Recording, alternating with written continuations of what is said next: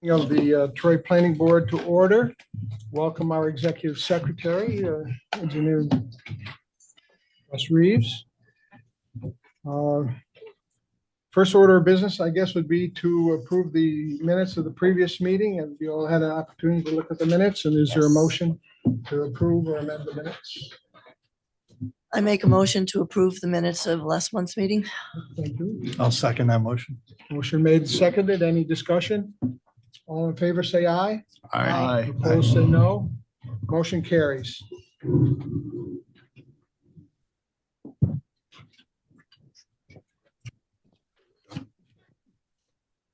Okay, so the first order of business on the agenda tonight is 2023-004, 504 Broadway Avenue. The applicant or representative here? Yes, thank you. Okay, everybody can hear me? Good. Thank you. Good evening, everyone. Nice to see some new faces. Ed Anker with Finney Design Group, representing 504 Broadway. It's a property that we recently purchased. My company recently purchased to relocate our offices to. Currently, we're at 291 River Street. We've been here for about 5 years. Long-standing members of the community. Many of my colleagues are RPI grads, and we're happy to be in Troy. We want to continue to be in Troy. So we purchased 504 Broadway several years ago basically, we knew we were going to expand, and we were going to expand in Troy. Our main office is in Saratoga. We've grown our staff currently from about 4 to about 8 in Troy, and we are out of space. So 504 Broadway is our expansion. We are asking for approval tonight based on essentially a reapproval of a planning board approval that we had in May of 2023. Subsequent to that approval, we went right back to SHPO and went through I'll call it an extended negotiation process with SHPO, ultimately ending in an LOR that was successful, and they allowed us to basically proceed with the drawings and the design that we currently have, that you have in front of you and that you'll see tonight. Unfortunately, what happened in that time period is an extended time period with SHPO review negated the planning board approval that we previously had. So we're here tonight to ask for reapproval of the project. Fundamentally, the project is exactly the same as it was before. Our business model has slightly shifted from what we had in the previous iteration, but in large part, it's still a cafe restaurant on the first floor. Eric will pull that up and kind of walk through it with you. Start with the site plan.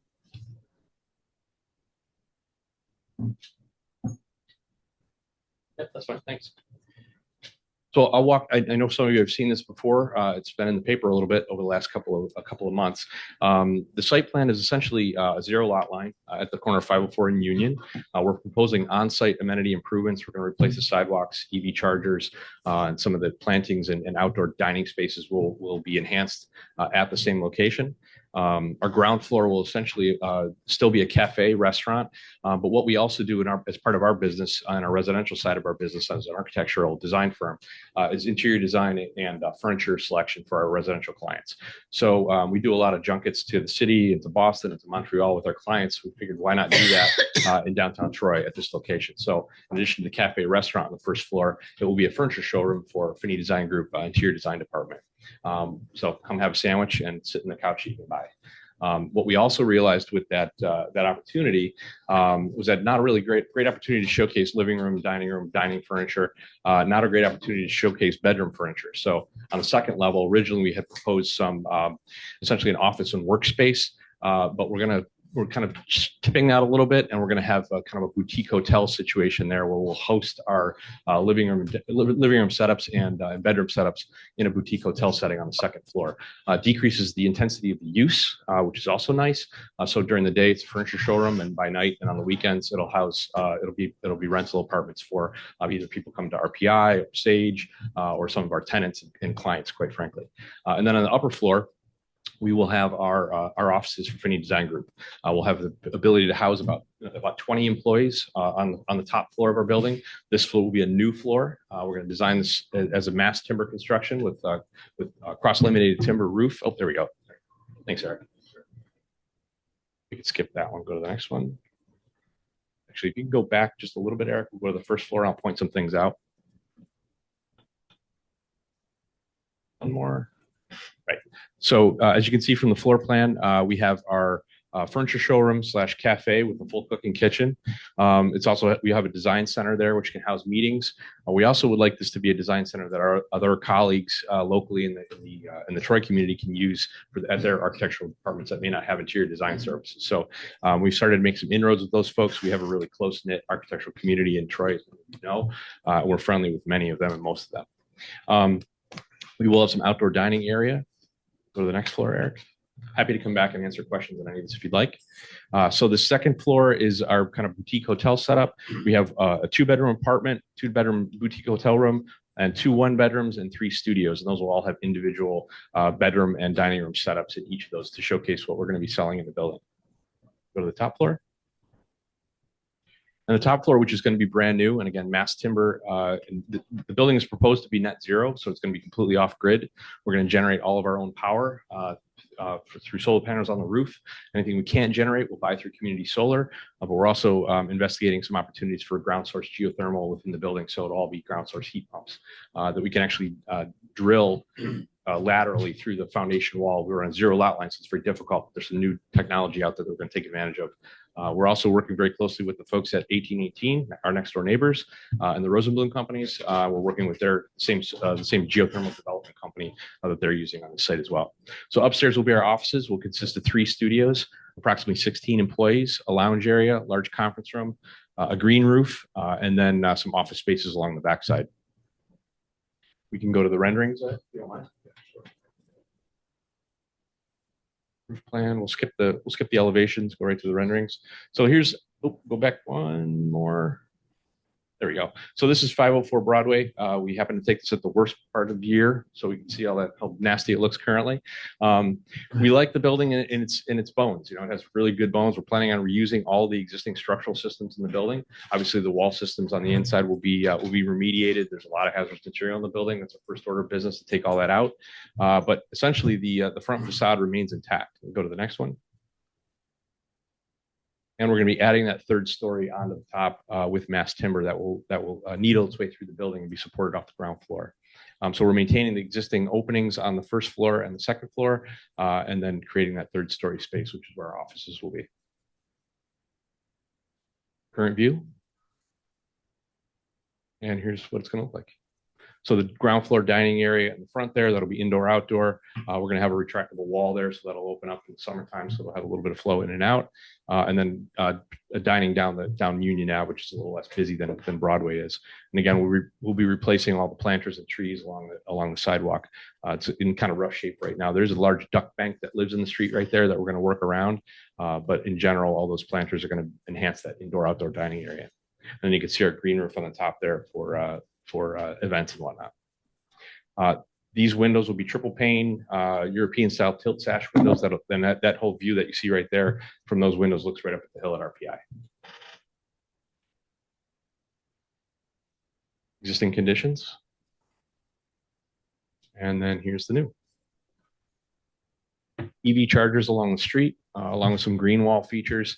Unfortunately, the existing brick along that side of the building, there's been murals painted on it. We're going to remove those murals, but obviously that does damage to the existing surfaces. So we are going to be painting the building with an appropriate masonry finish, and then creating a green wall system down the bottom there that'll grow out of the planters along the street. A couple more. This is the dining area on the lower level, cafe. This is a little bit of a view that the folks across the street at the News Apartments will get at the upper levels of the News. See the solar panels on the roof there. And then that's kind of a corner view. So happy to answer questions. I'm sure you have some, in hopes that we can get an approval tonight. Thank you. Questions? I have one. Do you have bicycle parking? Yeah, both indoor and outdoor bicycle parking. We actually have a bicycle locker on the ground floor that can be used by tenants in the building. It can be used by some of the people who are using the hotel if they so choose. We'll control that via fob access, basically. The other thing that we've been talking with a couple of different restaurant operators. My partner Mike is also owns several restaurants locally and in Saratoga. We're working on putting a staff together for that, and many of them exhibited they wanted to live in downtown Troy and want to be able to ride their bikes to work. So we have parking for them inside the building. And then again, out on street parking for bicycles as well. Anyone else? Any other questions? Yeah, how many total apartments in the, There are six. There's 3 studios, 2 ones, and then a 2. And they'll be, again, more of a hotel. It's not necessarily full-time rentals and apartments. It'll be more transient. So we can use that for both our clients and potential visiting professors at any of the local colleges. We've had some conversations with some folks, and there's a heavy interest in having that ability.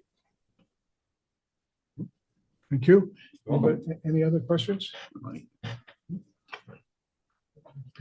Yeah, no other questions? All right, so I will note that we have received some written comments with respect to this application, and all of them supportive of the project, I believe. So they'll be in the record also. So thank you. We'll see if there's any public comment. Great, thank you. The project. Is there anyone in the public who would like to speak on this application? Anybody on Zoom?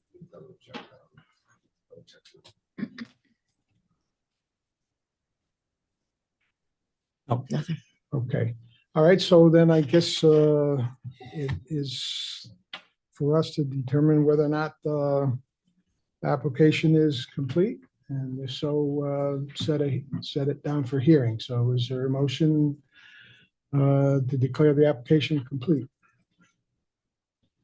I'd move to declare the application complete. Second? I'll second it. Second. Discussion? In favor, say aye. Aye. Aye. Opposed, say no. So motion carries. So the next item would be to schedule a hearing on the application. So that would be the December meeting. Include that in your motion, Jim? Set it for December. Yeah, so set the meeting for a hearing for December meeting. I'd like to move. Tony, second. I'll second it. Yes. Discussion? All in favor? Aye. aye, Opposed? Motion carries. All right, so we'll see you in December. Thank you. Thank you. Appreciate it. I will note for the record that I neglected to call the roll, but we'll note for the record that all members of the planning board are present, and we do have a forum for our business tonight. Next item on the agenda is 2024-0050, 7 to 13 Park Avenue. Representative? Yes. Welcome back. Yes, glad to be back. Okay. Fred Dargos from Habitat for Humanity, back to hopefully get the final approval for subdivision and lot line adjustment over on Park Avenue in the city of Troy. Most recently, I guess initially this started as a 3-lot project, but one of the lots was actually combined at some point into a single lot. So all we requested was basically to re-subdivide it into 4 individual lots, and we adjusted the lot lines to accommodate our construction. Our plan is to build 4 single-family homes, 2 3-bedrooms, 2 4-bedrooms.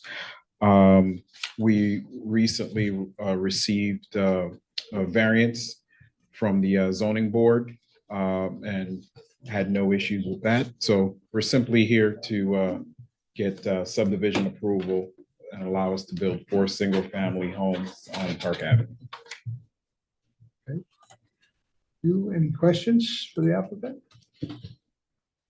Okay. Let's see. You could just wait a second. I'll just check my notes if I can find them.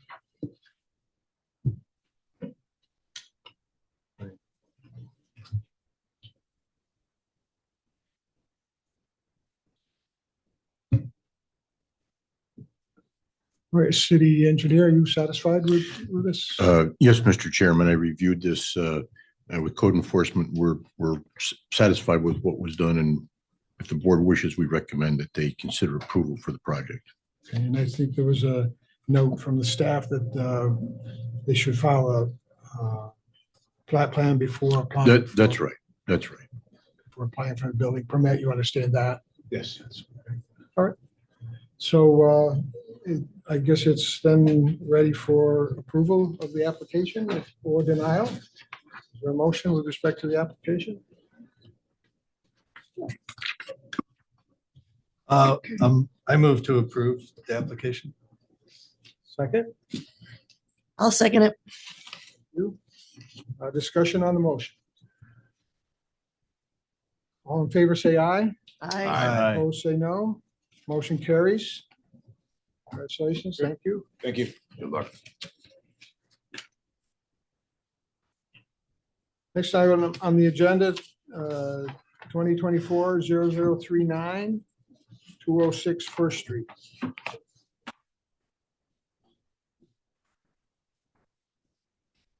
Good evening to the board. You got control over this, Joe? I think I should just be able to share my screen. Yep. Give me 1 second.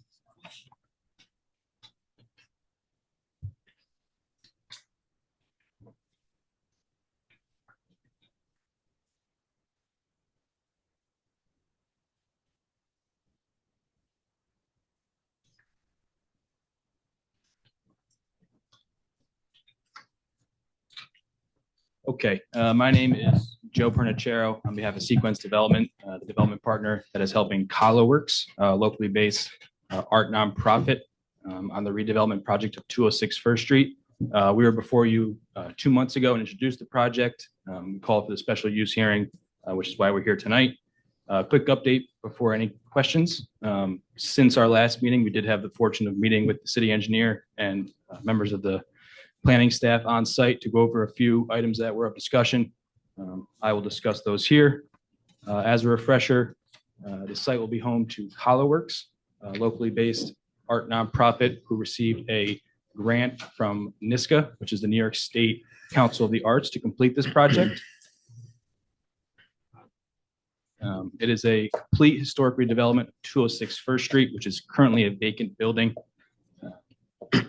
It will be a redesign of the exterior. The building will be listed on the National Register of Historic Places, so we will be using historic tax credits.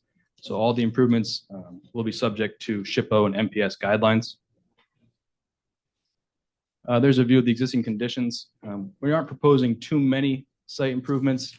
Much of them are just improving the deteriorated concrete parking lot, some lighting addition, improving the entry drive, adding some green space, and then removing the barbed wire off the fence because that's just not very welcoming.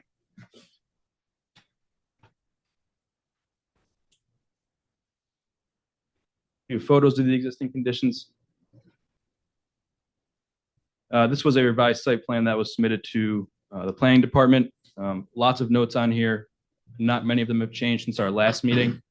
Just a couple things to note. We did have a discussion with our historic consultant, and they've said that we can add gutters to the building, which will help with some of the stormwater runoff. So gutters are notated on the plan.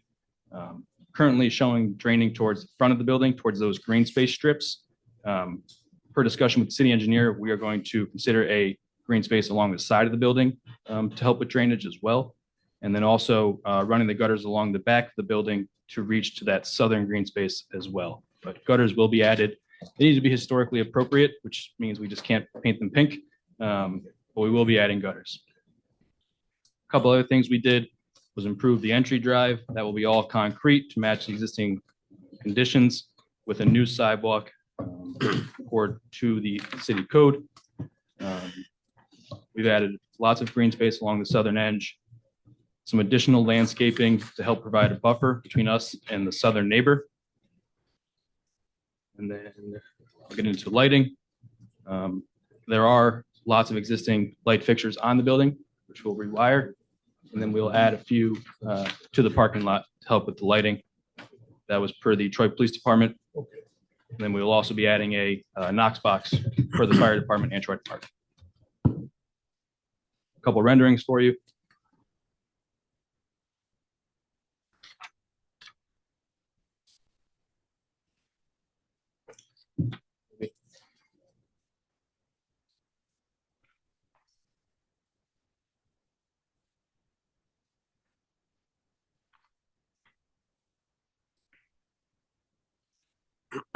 Well, we'll see if the renderings load. It's not changing on this end.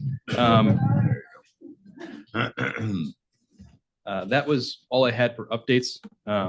We did submit in writing answers to these special use requirements, which I'm happy to discuss now in person as well, and answer any other questions the board may have.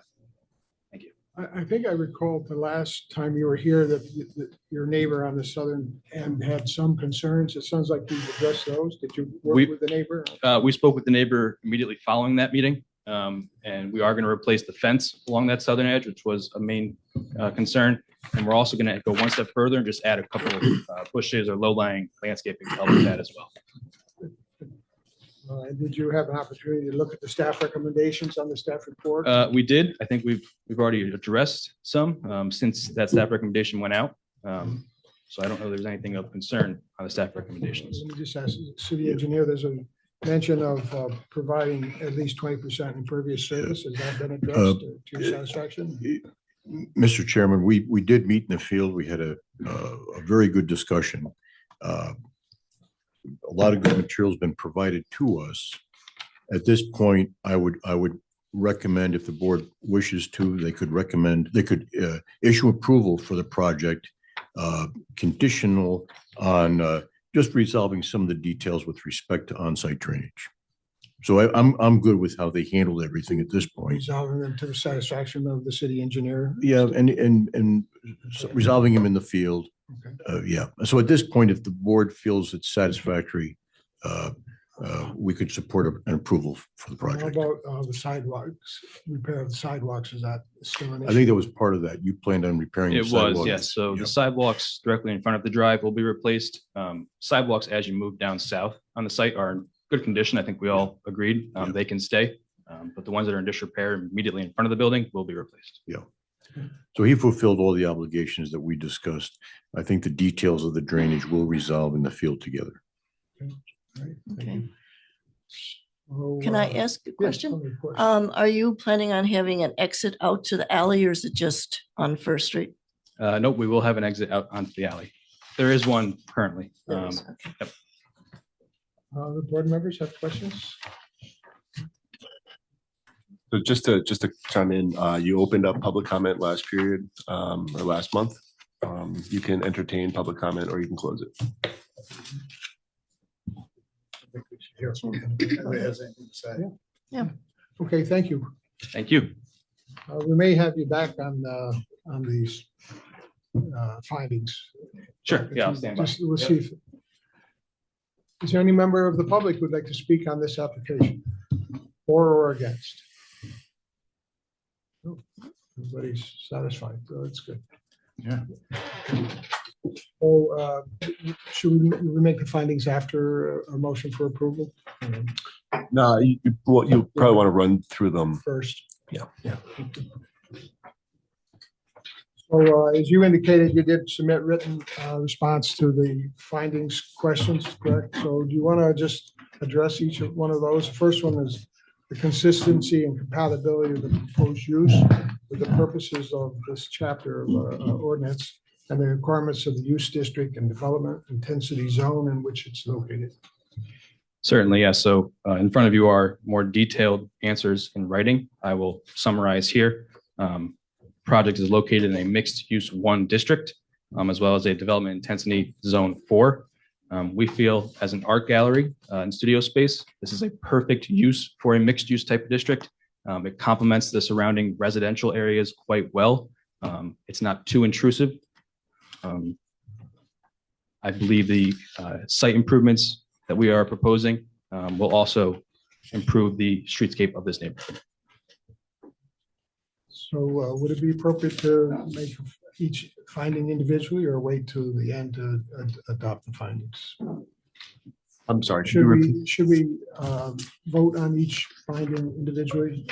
No, it's just something that you'll want to ensure that they put down on the record and then post the meeting. If you agree with those findings, then you could issue an approval if that's what you think. Yeah. And then we would need to draft these findings of facts to submit them to the applicant and the clerk. Okay, thank you. So the second item, the consistency and compatibility of the proposed use with the goals and recommendations of the City of Troy Comprehensive Plan, complete street ordinance, and other approved city plans and programs. So again, in writing, we detailed the Troy Comprehensive Plan that was done in 2018, identified 6 major goals We believe the project either directly or indirectly supports all 6 goals. As far as the complete streets ordinance, we have reviewed the existing conditions of the right of way and are making the necessary repairs. If you'd like, I can go into how we address each goal, or it's before you in writing. Yeah, if anybody wants that, we have it in writing and it'll be in the record. But does anybody have any specific questions about that? Okay, thank you. Next item is the impact on the nature and character of the surrounding neighborhood, natural environment, historic district, or corridor in which it's located. This one, quite frankly, because it's an existing building, there's not too much of a change on the existing nature of the neighborhood with historic, actually not in a historic district, correct, Eric? So because we're just making minor changes to an existing building, we don't believe it's too much of a change or impact on the surrounding neighborhood. Okay, thank you. The impact on the site and its surroundings, considering environmental, social, and economic impacts of traffic, noise, dust, odors, release of harmful substances, solid waste disposal, glare, or any other nuisances. The proposed use as an art gallery is not a very industrial or commercially intensive. We don't believe it will create any nuisances for the surrounding environment. It will not create any odors, loud noises, or anything of that nature. And any traffic impacts will be mediated by the off-street parking, except for the rare occasion where we may have a small event, but there is plenty of street parking in that part of Troy. Thank you. Any questions on that? Yeah, actually, Yes. I have a question. It was mentioned in the last meeting, it may have come from you, about having those special events and being outside and the noise. I know the neighbors were concerned about that. How do you plan to mitigate that if there are special events? So, and I do have members, the ColorWorks, they'd like to join me up here that can potentially answer that better. I will say, actually, Elizabeth, why don't you just answer that? Because you'll be the one that is actually running the events. I think on those occasions, we would go through the proper process of having special event permits. Okay. Restrictions or conditions on design of structure or operation of the use, including hours of operation necessary to ensure compatibility with the surrounding uses or to protect the natural resources of the city. Again, because the building is an existing structure, we don't really have any design restrictions besides those that are set by SHPO and MPS. And as far as ensuring compatibility with the surrounding neighborhood, again, existing building with minor changes. All existing trees are to remain, light is to remain, so no major changes there. Okay, thank you. Any questions on that? Number 6, the adequacy and accessibility of essential public facilities and services such as streets, parking spaces, police and fire protection, drainage structures, refuse disposal, water, sewer, and schools. Proposed use will have very limited demand on public services. It will have zero impact on schools. And again, existing structure that is already being served by the fire department, Troy Police Department, and public utilities. So no issues there on our end.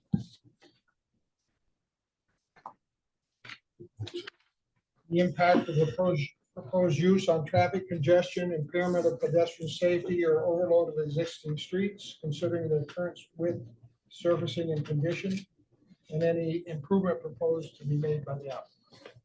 As discussed, we are proposing improvements to the sidewalk in front of the building and the entry drive. The building has off-street loading, so we will not be loading on the street. There's off-street parking for day-to-day use. The street in front of the building is currently wide enough and in good condition. So no negative impacts on the public right of way. I know you've been working with SHPO and Lee, so compatibility of the proposed use with the city's historic preservation guidelines and the impact on adjacent historic resources is formally recognized by the city's historic districts and the New York State and Federal Register of Historic Places. Yep, as mentioned, the property is not located in the historic district, but it will be individually listed on the National Register. So everything we do complies with the State Historic Preservation Office and the National Park Service guidelines. Thank you. Thank you.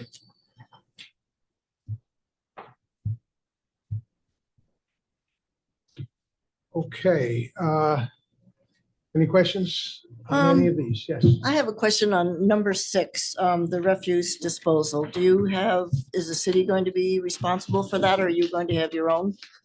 Nope, we have private trash disposal. And you have a place on your plan? We do. There are dumpsters inside the gated area. It's a straight shot from the street for the dump truck. I can pull that up. if you like. One other question. What's the size of the parking lot? How many vehicles can you hold? So we have off-street parking for 5. Okay. And then there's plenty of space for off-street loading, should we need to do any. Okay, thank you. Any other questions?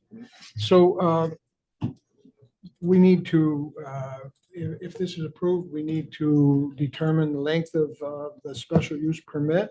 Do we do that in the context of the approval or as a separate matter for consideration? You could do either, or you could ask, it's an opportunity for you to ask the applicant what, if you have any questions pertaining to that length of time.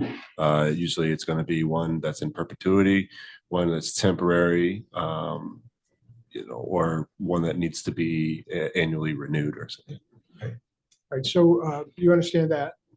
So in approving the special use, we can determine whether it is, they're indicated it goes on forever, or if they would have to come back periodically for renewal of the special use permit. Any, do you have a view of that? It's your long-term home, so I think we would say in perpetuity, if allowed. We intend to be longstanding members of the Troy community, as I think we all have been. If a so far. different business comes in the future, then they'll have to come back and apply for a new, Anyways, right, because this, Right, yes. this this specific is use is always specific being. to them. this use, so if the Okay. use changes, if another art gallery comes in, they're fine, but if some other type of business Gotcha. comes in, they'll have to come back for a new special use permit. Okay, thank you, Dan. So anybody have any concerns about granting it in perpetuity? Perpetuity? About any restrictions on it? No? All right, so why don't we, why don't we consider a motion to approve or to deny? And if your motion is to approve, include in your motion that it be Special use in permit in perpetuity. perpetuity. And also For that this it'll be user. subject to the on-site drainage modification. That's right, and we would, Russ, would you state things that you want as conditions of the approval? Yes. And then maybe we have a motion to incorporate those into the approval if it's approved? Yes, the approval will be contingent on discharging stormwater from the roof onto the parking service, which will then be discharged into a landscaping area so that to minimize the amount of runoff onto city infrastructure, onto the city right away. Is that the only concern? And Yes, conditions? that's right. We'll work that out in the field. Mhm. Yeah. Right. Okay, so I think maybe I'll state it, maybe to make it simpler. So if there's a motion to approve, it would be a motion to approve the special use permit in perpetuity for this use, subject to the condition articulated by the city engineer. Is there such a motion or a different motion? Yes, I would move to approve a special use permit in perpetuity for use as an art gallery at this location, Subject to this engineer. subject to the engineer's satisfaction. Second, I I second second. that. discussion on the motion? All in favor, say aye. Aye. Opposed, say no. Motion carries. Thank you. Good luck. Thank you very much.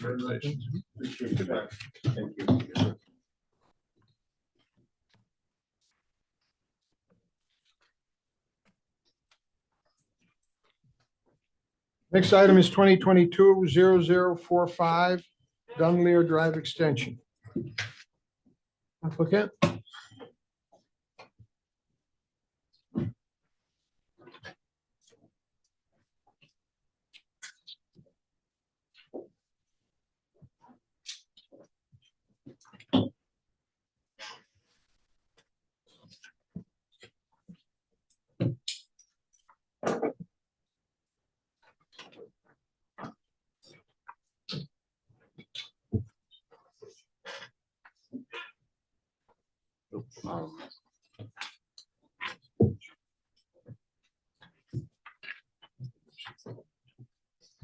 Good evening, Mr. Chair, members of the board. My name is Roger Keating. I'm from Labella Associates here tonight on behalf of the applicant, Morris Glitchman, to give the board an update and on where we've been with this project. I know the board has changed since we were last here in June of this last summer, but when we were before the board last, we had proposed a similar style plan as you've seen in the packet. But the plan had proposed 21 21 lots, 19 of those being single family, but 16 of those were townhome style units, meaning they were still single family home, but they looked like a townhome from that perspective. As we were going through that process, we presented to the board, and it was recommended that we do a little bit of community outreach, just so that we could touch base with the surrounding neighbors here. So that was what we did. Shortly thereafter that meeting, we had a meeting, a neighborhood meeting, and we received some comments and feedback during that meeting. And as such, we took the plan back and we made some revisions to it to basically do a betterment from where we were before. So now we have before you a 19 lot subdivision. One of those lots would be for stormwater management. All the homes now, so being 18, they'll be single family homes. The project site's about 11 acres in size. So around 4.5 acres of the site is being used for the residential development, and the balance of it will remain undeveloped. And similar to where we were before, we are going to be extending all of our water and sewer from the end of the cul-de-sac that currently lives there at Dunleer Drive. So our water and sewer will come into the site from there. Stormwater will be managed on site because we're disturbing over an acre. We're required by New York State DEC to do stormwater management. So we have a SWIP. We've provided that to the city as part of our package. And basically what that requires us to do is to capture and treat our stormwater on site prior to releasing. So we're not going to be increasing the rate of runoff, and we're going to be treating it prior to release. Also, as part of the project, we straightened the road out. Before we had a curve to that, which pushed some of the lots closer to the slopes. We worked with the city's engineer on working through some of that, but with the layout changes, it really reduced a lot of the potential impacts to where the slopes are because we moved the buildings much further away. Also, as part of the project, we've been working on getting some reductions to the combined sewers over in that neck of the woods. We've provided Russ some information regarding that. We're going to continue to work through that, but we found a way to take about 2 acres of stormwater runoff out of the city's combined sewer system, which is a great benefit to the city and the residents that are in that general area of the project. So, but that's a big picture overview. Basically, it's a subdivision review. That's what we're looking to do. Single family homes. It's in the single family residential district. It's in the intensity zones. There's 2 of them. There's a single family one in neighborhood 1 and neighborhood 2. And really there's just a small line, but the lots all look the same. Basically we kept it consistent. So you really couldn't see the difference between the two single family districts. So with that, I'll turn it back over to the board for any questions, comments, happy for discussion. But the purpose of tonight's meeting was to basically reintroduce the project to the board, and then we can take the next steps as we move forward through the process. Thank you.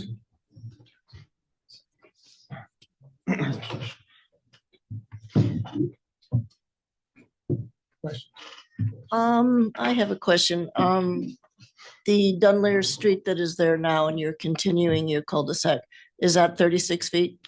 So we're revising it now to be wider. So we originally, it was one of the things early on in the project, we were looking to reduce that road width. But we've got some staff comments that would like to make that continuous. So Okay. it's easily, we can accommodate that very easily in the project in the right of ways that we have planned here. And who is going to be in charge of plowing, and is this city garbage pickup? Yeah, so the intent that we're looking to do is to continue Dunleer Drive as it is today, which is a city street, with, city services such as water, sewer, stormwater, as well as collection Okay. and plowing. Was there any other options during planning stages? Was there any other options during planning stages for a road in a different spot? Another route into the property, or? Sure, so I can talk a little bit about that. So around us, there's currently a number of city paper streets. For instance, I'm just going to go, well, I can use the map here on the screen as well, but the green map here also. If you look next to lot 1, I was going to say right about, I'm going to walk over to the screen for you. I Yep. can't do any other way to do it. Okay. That corner right there. That corner is Sterling Avenue. Yeah. And there's a paper street that goes from Sterling Avenue in between a few of the houses and into the development. We felt that by putting the road through there was going to create a pretty big disturbance to the other neighbors on either side of that. So the logical location was to bring it in from this point. There's also another one of those paper streets further down the page. It's not on that one, but it's here. In that general vicinity, there's a lot of grade change right in that area, as well as down on that's like on the lower end of the site. Then there's some wetlands down in that part of the project. So really not a very good connection point. So really nothing, not an option downslope. And downslope, one of the things a few years ago we had looked at was, looking at a larger actual development, but there was a lot of conversation about not wanting to have any road connections from the neighborhoods and such as it relates to where maybe Grant Avenue and Thomas Street is. So there's no planned connections. And again, there's a lot of topography in that general area. So this is the most logical extension of the project. The applicant at the end of the cul-de-sac had his family had developed all of Dunleer Drive and that entire development up there many years ago, and had held on to the last 2 or 3 lots that are right at the end of the cul-de-sac, knowing that, they've had this land, for some time with the vision of extending this a little bit further. Hope that answers question. Mr. Chairman, we have in the engineering department and planning code enforcement, we reviewed the project with the applicant's engineer. There's approximately 9 acres of green space, about 6/10 acres of building area, and 6/10 of paving, associated with the project. So he provided a substantial amount of green space associated with this, about 428,000 square feet of green space, 26,000 square feet of paving, and 26,000 square feet of building area. He took 2 acres of equivalent stormwater out of the city infrastructure. So it's a substantial improvement. The owner owns a total of 11 acres here, only a portion of it's really being developed. So this project has gone through a long way of iterations to a substantial improvement.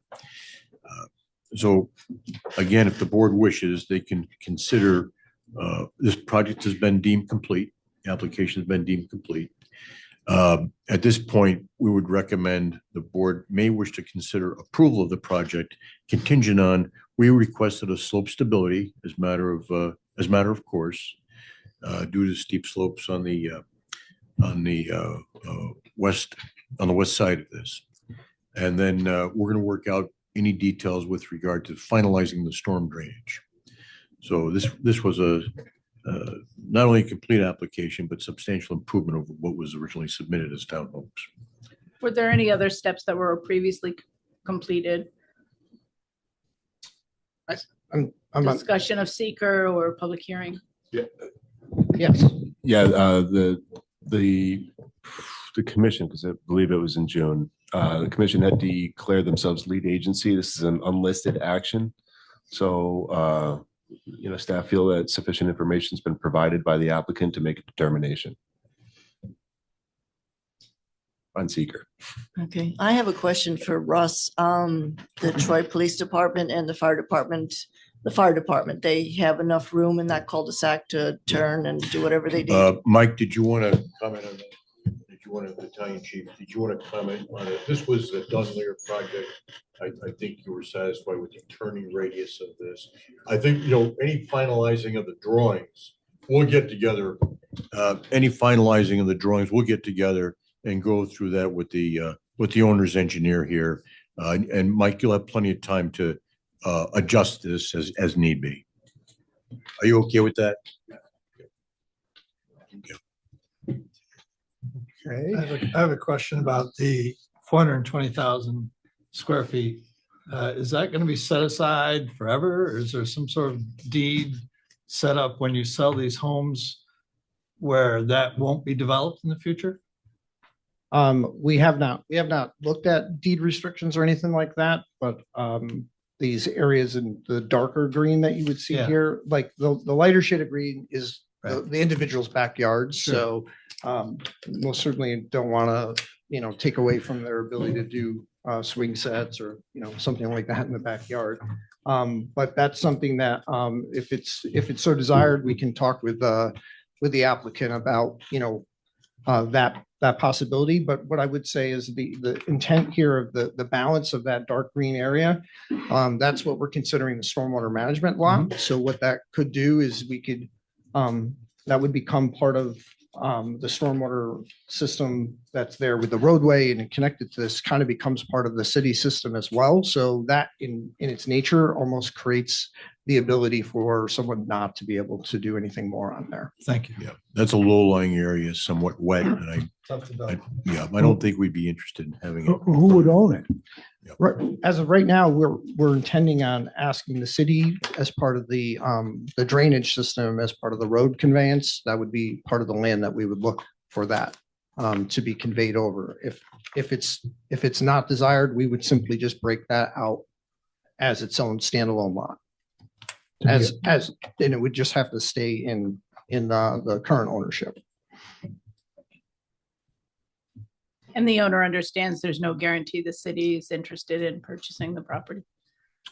Again, that if we That's a possibility. kept it in there, we would need to work out easements with the city as it relates to making sure that the city can have access to the drainage networks and the utilities that are there. And as a practical matter, if your owner decided you want to do something with that, then it'd be subject to approvals, We would which become would include somehow this Coming back management here. system has to be maintained, right? And as part of any stormwater pollution prevention plan, you're required to put an operation and maintenance plan along with that. That's included in what we've provided the city. Any questions? Did you have an opportunity to read the staff recommendations in the staff report? Yes, I did. And much of that is some of the items that were brought up here today. Actually, a few of these items are on the drawings as it relates to the sanitary sewer. We want to have the ability for backup generators for the buildings. So we've added those to the plans. Working on looping the water line. That was one of the things that we've worked out with the city, and we're happy to revisit that again, making sure that we can get a loop connection to Starling that actually helps benefit the water pressures in that entire area by providing a secondary connection. That's on the drawings. The road width, we do need to make that revision. That's one of the things we were kind of going back and forth with. And as if it's curved or if it's wing edged, but those are incidental items like that we can most certainly work through. Fire hydrant and the midway point, we actually do have that on the plans. It just didn't have it labeled, but we do have a midpoint for the fire department along that way. I think they're all just relatively similar to that in nature. I didn't see anything that was jumping off the page from our discussions with staff. Well, let me ask the city engineer, would you be satisfied with approval of this without a condition on the 36 foot wide roadway? Yes, Mr. Chairman, I would be very satisfied with that. And they fulfilled the various requirements that we have requested. I think. So we won't require the 36 No, foot. I think, no, you will require. We'll require the Yeah, 36 foot, but Will. yeah, but And the wing, yeah, in other words, the various items listed there, we just have to work out the details, but that's something that we can do internally with staff members and the applicant. so they are not necessary as conditions of approval? Well, they'll You be take it on conditioned- faith that they'll be worked No, out? they're conditions of the approval. They're conditions of the approval. But if the board wishes, they can grant approval this evening, condition on resolving those issues with engineering staff, the fire department, and code enforcement. Russ, would you be able to articulate, for the record, so that the applicant and myself, for the meeting minutes can know what to expect on a site plan? What would some of Yes. those studies look like? Yes, one of the things that we requested, because of the nature of the soils in a few of the lots, we requested it as matter of course, as matter of routine, a slope stability analysis. That will include, drilling, establishing the soil profile, and then the actual site topography, which you do have, and then the slope stability analysis to ensure that the slopes will be maintained. We request the pavement width with a mountable curb, shall I say, wing gutter section that allows for parking parallel to the roadway itself, in case there's overflow parking other than what the owner can have within his driveway. Resolution of the final stormwater pollution prevention plan and drainage analysis, and then final approval from the fire department and engineering. That's the extent of it. Yes. Thank you, Mr. Chairman. I have a question. Does the city council still have to approve the road extension? When the road is completed and we test the water and the applicant does a pressure test on the sewer, we will make a recommendation for the council to accept the road. Yes. So if I may, I'm just going to run down some of the conditions that you cited for approval. That would include slope stability analysis, a 36-foot wide street with wing gutters that allows for parking, and the sign off of the stormwater pollution prevention plan. And slope stability analysis. Yep. Got that. Yes. Was there any conversation about, any conversation about like enhanced public safety, just adding those homes off that cul-de-sac? Speed limit signs, stop signs, slow children, all that kind of stuff. I mean, there's a ton of walkers up there. It's people walking their babies and walking their dogs and all year round. You know what I mean? So, with the limited length of roadway for that and being a dead end, we don't normally restrict, because just the fact that it's a dead end street and a short run. But that's something that we will evaluate, I think, with the applicant's engineer. Yeah, we'll evaluate that with the applicant's engineer. I have a question. You mentioned that there were a number of different iterations of this before we got to where we are now. I'm just curious, with the individual units, were there changes that might be different than what's currently there that could affect? I think really the iterations that we worked through was looking at the road that you see here today is where the placement of it. So when we were working through the process, where we would turn the road before we had it, I would say it moved up into here, and then we went through a number of iterations of like turning the cul-de-sac the other way, going instead of a teardrop cul-de-sac, using a head-in cul-de-sac. We had gone through those. And so what we found was when we straightened this out, it was more consistent with the existing development that's currently there. And then it allowed us to take all those buildings, create deeper lots so that we could keep them away from the slope. So if I was to point on the map, buildings were kind of here, like tucked them up against the slope. Now we've moved them all down the page. Also, the applicant, one of the original submissions were townhomes. And I think it was felt that the single family would be more compatible with the rest of the neighborhood. Yeah, that was my thought, because I know there's always conversations around when you come up with another idea with the adjacent buildings there and how they look, how does that affect the entire neighborhood? So That's right. Yeah, Exactly. And those were comments we heard when we were before at the neighborhood meeting. Russ actually attended that meeting as well. And we heard that come up a number of times, and we took that to heart, and we came back and revised the plan and changed the unit style to be consistent with just regular single family homes. Yeah. What about the fire hydrant? Have you agreed to that, or is that a condition? The Troy Fire Department's recommendation with respect to fire hydrant? Yeah, I don't think it needs to be a condition. Just the fire department recommended that it just be of accessible, point that's kind of central to the. Yeah, road. we actually have it on the plan. Right there. So Okay, we could move it if we need to, but we do have it on the drawings. okay. All right, any other questions before we open for some public comment? Thank you. Thank you. Is there anyone from the public who would like to speak on this application? So come on down. Come on down and identify yourself for the record, please.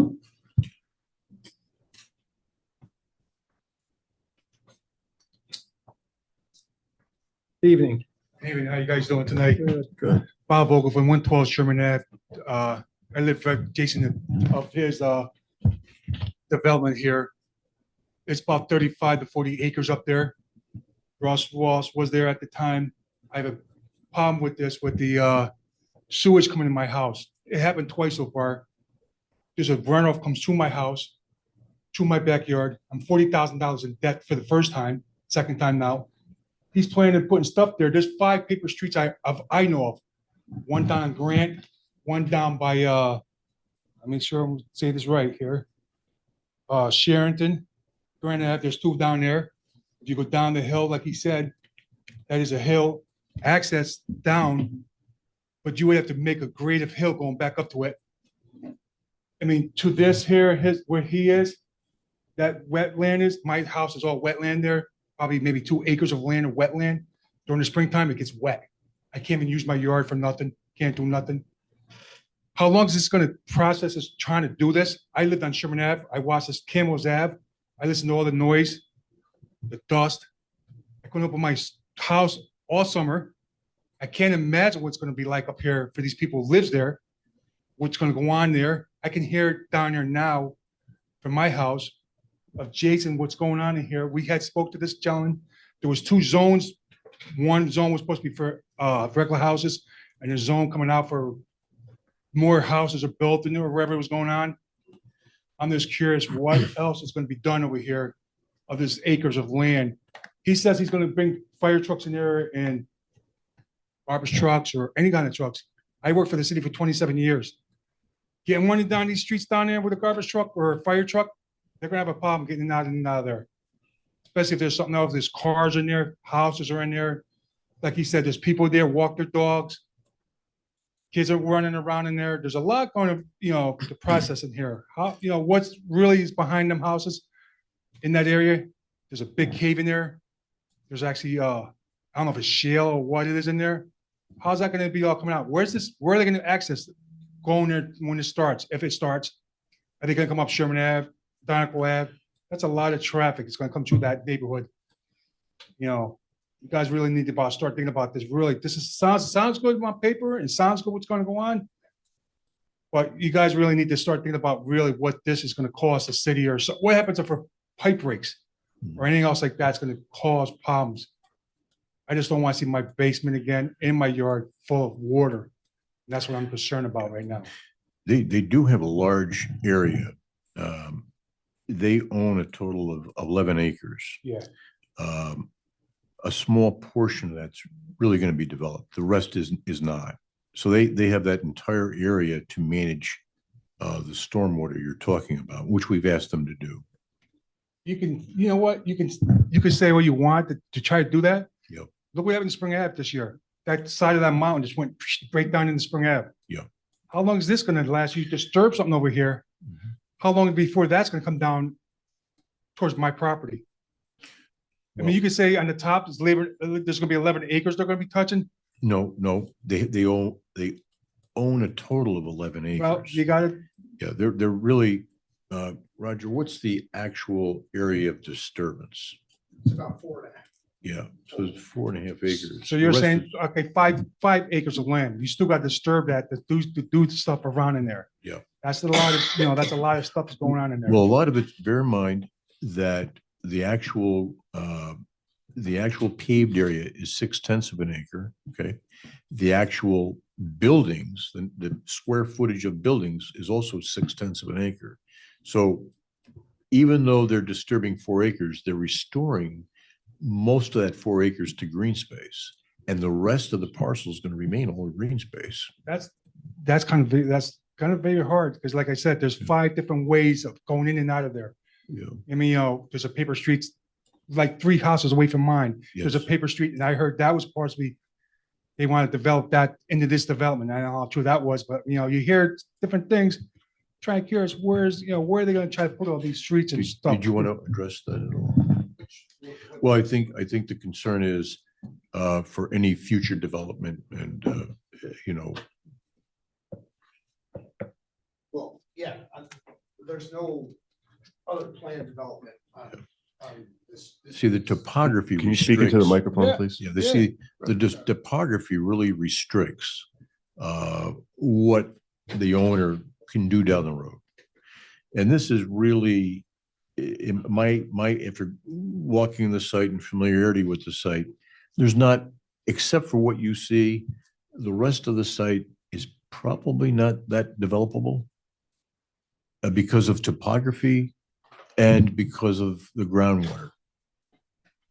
I live just below that area where that wet Can land you, is right can you now. point out where you live? I'm right here, right down in here. Sure. Remember Sherman Ave. Yeah, We went through this before, Russ, and we were Yep. there. Yep. You were there at this project down here in Kimball's Ave, the what? the project in Kimball's Ave. Yes, that's right. I can hear everything to Kimball's Ave all the time in my basement, in my Yep. storage.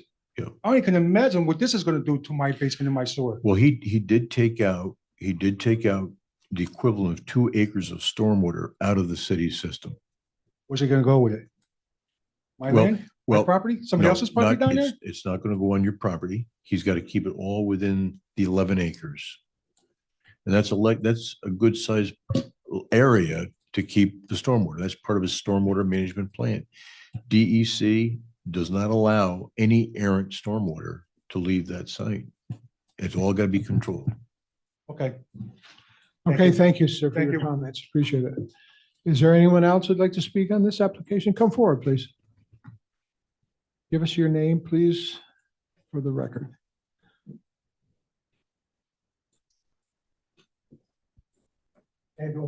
My name is Tim Waters. I live on Dunlear. My biggest concern is, are they gonna do any monitoring while they're running all this construction, all this heavy construction? I live on the corner of Donegal and Dunlear, and when these plows, just the simple plows come by, you can feel the shaking in the house. With all this construction, what's it gonna do to our infrastructure underneath, the water, the electric, that everything we have is underground? That's my biggest concern is, I don't want to get into something where I'm paying a big fee because these guys are constructing and they're not monitoring what's going on. I don't know if anybody put anything in there about how they can go about monitoring or what they're gonna do with that, because them roads are pretty shaky up there, as a lot of you probably know. There's a lot of stuff that needs to be addressed up there. And then you're starting to run all these heavy equipment over all that stuff that needs to be taken care of. You might run into a serious problem otherwise. Okay. Thank you. I don't know, anybody want to address that? Any project within the city of Troy, our infrastructure, we had a problem with a water line on Sauce Avenue. And we dug that line up, cast iron. It was dated immaculately imprinted on it, 1811. Is that something? That's amazing. It's amazing. But Troy was the source of innovative steel manufacturing a long time ago. We have 150 miles of sewer line. We have 150 miles of water line. Replacing, if we have a problem, there's a total of 74 men and women in the Department of Public Utilities. And we are experts in dealing with water main breaks of all sizes, sewer issues of all sizes, in all conditions, without being presumptuous. I'm not going to sit here and tell you, at some point in time, that you're not going to have a water main break. They happen at moment's notice for a number of reasons. But we interface very closely with the contractor when they build something like this. We have them clear the road periodically, so mud is not a continuous problem. You are going to feel vibration when this is built. You're gonna experience that, but for a limited duration. Once this is over, this area is going to be landscaped. It's going to be seeded. It's going to be sufficient for the city to take this over. We inspect this every step of the way. We chlorinate these water lines, make sure they're chlorinated. So could you have a water main break after this project is done? Yeah. Absolutely. But I do got to tell you, I don't want to be in a position where we're stopping development or the advancement in the city because of the concern for having a water main break. No, my biggest concern is not, I mean, it's inevitable. Stuff does break. Yeah. Okay. Yes. My concern is that these guys Yep. are going to do this construction. Yes. And with all this, I don't want to eat the bill for some repair that has to be done if it starts in a road and comes into my house. Yeah. Now, into my house, I am responsible for that. Yeah. I don't want to be responsible for something that they're disturbing down the road. You know what I mean? Yeah. When any project goes through, there's a huge amount of controls that the city undertakes, both water department staff and sewer department staff. We stay with this project. At some point in time, there's either engineering or engineering staff, code enforcement staff, water on site, sewer on site. So we do that with every project, just to give you and the residents a comfort level, wherever that might be, commercial or residential. And I'm not going to sit here and tell you you're never going to have a problem. If that occurs, we deal with it immediately. And we have, where it's the applicant's responsibility, we have them address it. That's my biggest concern Yeah, is if understood. we have an issue that it is addressed. Yeah. If it was their disturbance, they are responsible. We are concerned with that too. And we have a mechanism, we have an internal built-in mechanism to address it. All right, thank you. Thank you very much. Okay, thank you. Is there anyone else who'd like to speak on this application? Okay, then we'll close the public hearing portion and back to the board. Any discussion before we? So I think the next matter then would be seeker. I was under the impression that seeker determination had already been made, but it has not. Is that correct? That's correct. So we need to do that, and I guess first have to take lead agency status. Is it? No, lead agency's already been determined. Determined? So at this point now, it's, determination for seeker. Okay. So is unlisted action, is there a seeker motion?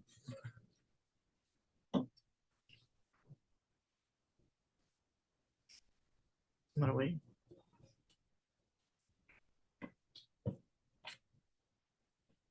Anyone prepared to make a motion?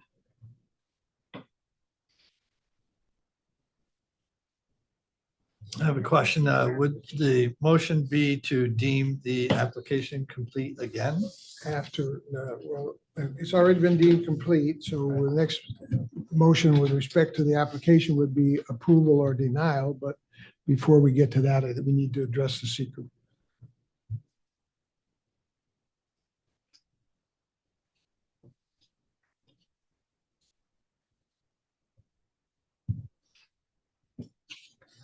So there was a environmental assessment form in the Google Docs. I think. I don't know. Had a chance to see those.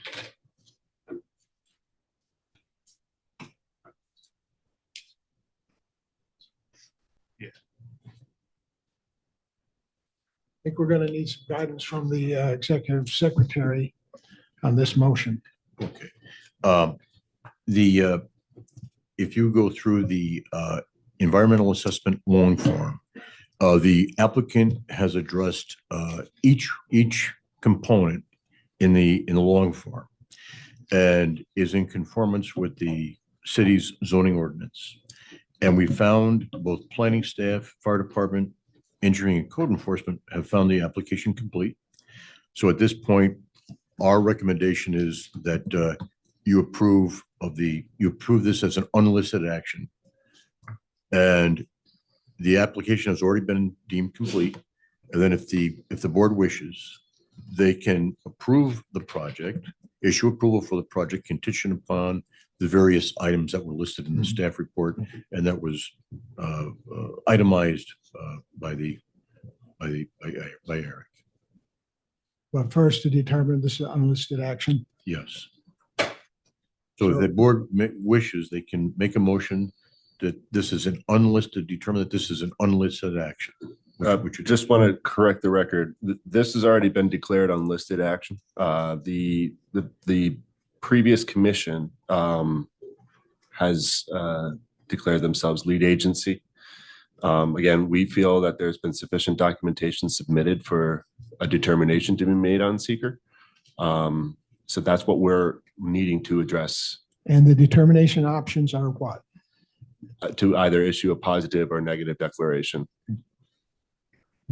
A positive declaration would therefore result in an EIS, and a negative declaration would allow them to wrap up the seeker process. Negative declaration would allow them to Correct. proceed. You need to declare what the seeker is before you can issue any sort of approval. Yeah. And an EIS is an environmental impact statement that would require a much more in-depth analysis of the various components of the application that you've reviewed. But the planning staff and the engineering staff do not feel that that is necessary based upon what's been submitted in the EAS. That's correct. They did a very thorough job of the engineering. And yes. So I would like to move to declare a negative declaration for seeker. Second. Discussion on the motion. All in favor, say aye. Aye. Opposed? The motion carries. Then the next motion would be to approve or deny the application. Is there a motion? One way or the other? I make a motion to approve the application Is there a second? Just want with, to, with the I'm sorry. recommendations. I'm sorry, yes, subject to the conditions articulated by the city engineer. Is that correct? correct. It's just going to rehash those conditions just for the record. Again, one, that's the provision of a slope stability analysis to the city engineer. Two,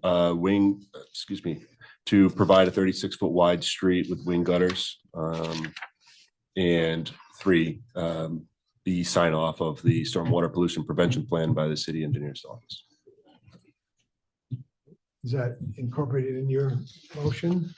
Yes. Second, I'll second. discussion. All in favor, say aye. Aye. Aye. Opposed, say no. Motion carries. Good luck there, sir. Thank you very much.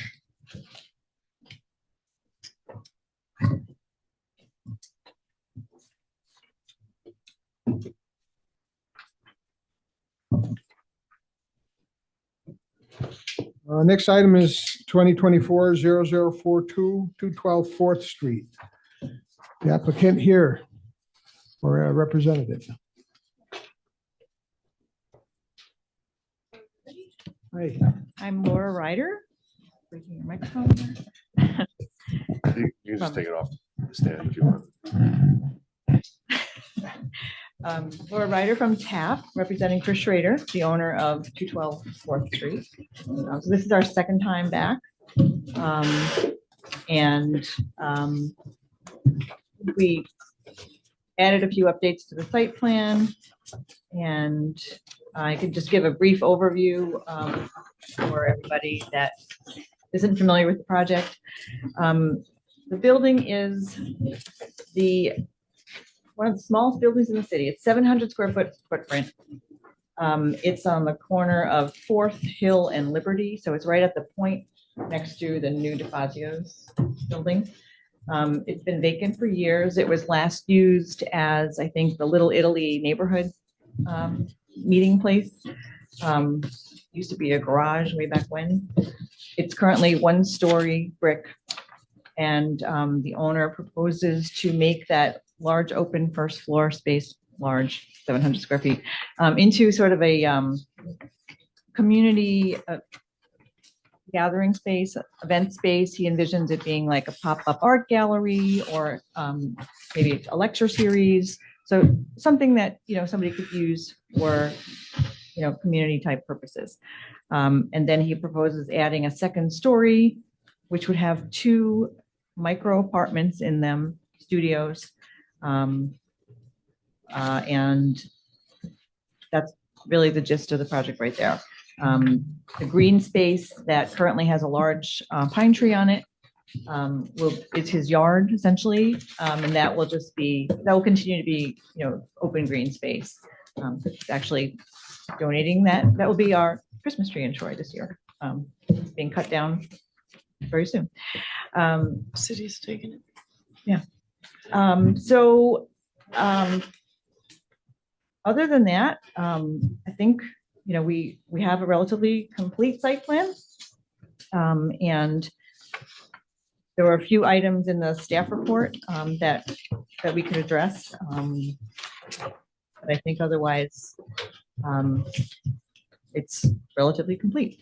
Do you want me to just address those items right off the bat? Or do you want to ask me other questions first? Why don't you? I guess there's only 2 recommendations, right? Do you have issue with either of those, providing the hours or detail on the Right. planners? So in the updated site plan, we did say that the hours of operation would be sporadic. Sporadic use, 9 a.m. to 10 p.m. 7 days a week, because there's no program yet for that space, until people know it's available and, people see how it can be used. Who knows? It could be, a bunch of evening events. It could be, could be anything. I mean, it's a small space, but it's there, the program has you see fit. So, I think it's, it's obviously not something that's going to be like a nightclub or something like that. It's reasonable use hours. So I don't know if you guys didn't see the addition of the hours on the site plan notes, or if It might have been. sporadic use is still not detailed enough for you. I don't know, because it's not programmable yet. I don't think the owner really knows how to be more specific than that. You don't plan all-night raves or anything like that? That's not the plan this time, no. Right. Nor it's also a small space, under 50 people. So And how about the planters? Did you address Well, that? the planters, yeah, the planters, I think we talked about planters as a way to just sort of contain that because, you know, being on a point like that, it could become a cut through for people. And there may be some kind of event there where you might want sort of an indoor outdoor kind of thing where you can, you know, maybe it's a, you know, some kind of a speaker thing, but, you know, maybe there's a break or there's, you know, a gathering before or after, and you might want people to gather outside. So there's no design for the planters. At this moment, I don't know what you're looking for. And I think, I mean, we envision them as being portable, not like a built-in, you know, half wall with planters in it. So it's something that's a piece of furniture, like you would purchase a planter and put it there, just as a way to sort of map out the boundaries of this space, saying, you know, this is mine, this is not public, you know. So I'm sure people can still cut through. It's not like a wall. So I think we're open to, you know, discussing it with you as if there's certain things you're looking for or you're wanting us to avoid. I don't think we're committed to anything at this time. Well, we'll see what the board thinks about that. All right, thank you. Just two things real quick. Laura, could you just double check the bottom of that microphone to ensure that it's switched to on? At the very end of the microphone. Yep. Okay, it's probably on. Yep. Okay. You just give it a tap. Perfect. Okay. Yeah, no, we saw that there's planners usually as a placemaking element. There's a little detail on that, and if there's not going to be planters, then you know just state that for the record. If there is, then kind of outlined what they're meant for. They're kind of just meant to be borders to the grass area to prevent cross through, I suppose. I mean, will they be knee length? I think those are some of the questions they're looking for. Well, Chris, do you want to weigh in? Yeah. Okay. Couldn't hear the Yeah. answer. I think we reviewed the project. We made a site visit. We made the determination that there was little or no impact. There was no adverse impact of the project to the neighborhood or the site. It was determined that they do have a complete application. It was determined it's a type 2 secret project. What was the He said conclusion? that, of yes, knee height. Oh, knee was for height the planters. planters. Yeah. Right. So not so much for privacy as just delineating the yard, Space. the space. Yeah. Okay. All right. Thank you. So we are recommending that the board may consider approval for the project. Okay. Thank you. All right. Thank you. Let's see if there's anybody from the public like to speak on this application? All right, then back to the board for consideration of approval or denial. Any discussion on the planter issue? Anybody have any concerns about that or leave it up to the applicant? I think we can leave it up to the applicant. I didn't know, I thought last month I had suggested maybe benches because they might use this as a transition inside, outside. I don't know if they want to consider that. That would probably certainly be up to them. I was just wondering on your west elevation, that door, is that for the stairway to go up to the second floor?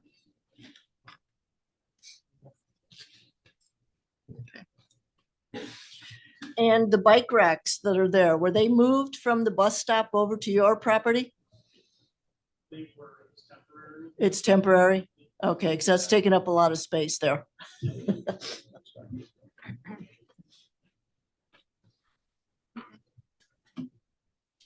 Okay, any other discussion before we consider a motion? Is there a motion to approve? This is a type 2 action, no seeker action required. Is there a motion for approval or denial of the application? I move to approve the application. Is there a second? I second it. Discussion on the motion. All in favor, say aye. Aye. Opposed, say no. Motion carries. Good luck, folks.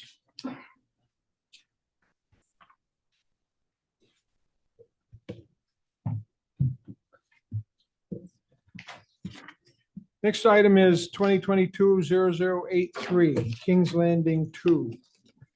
Site plan review. Just signal to me when you want me to go up and down the slide.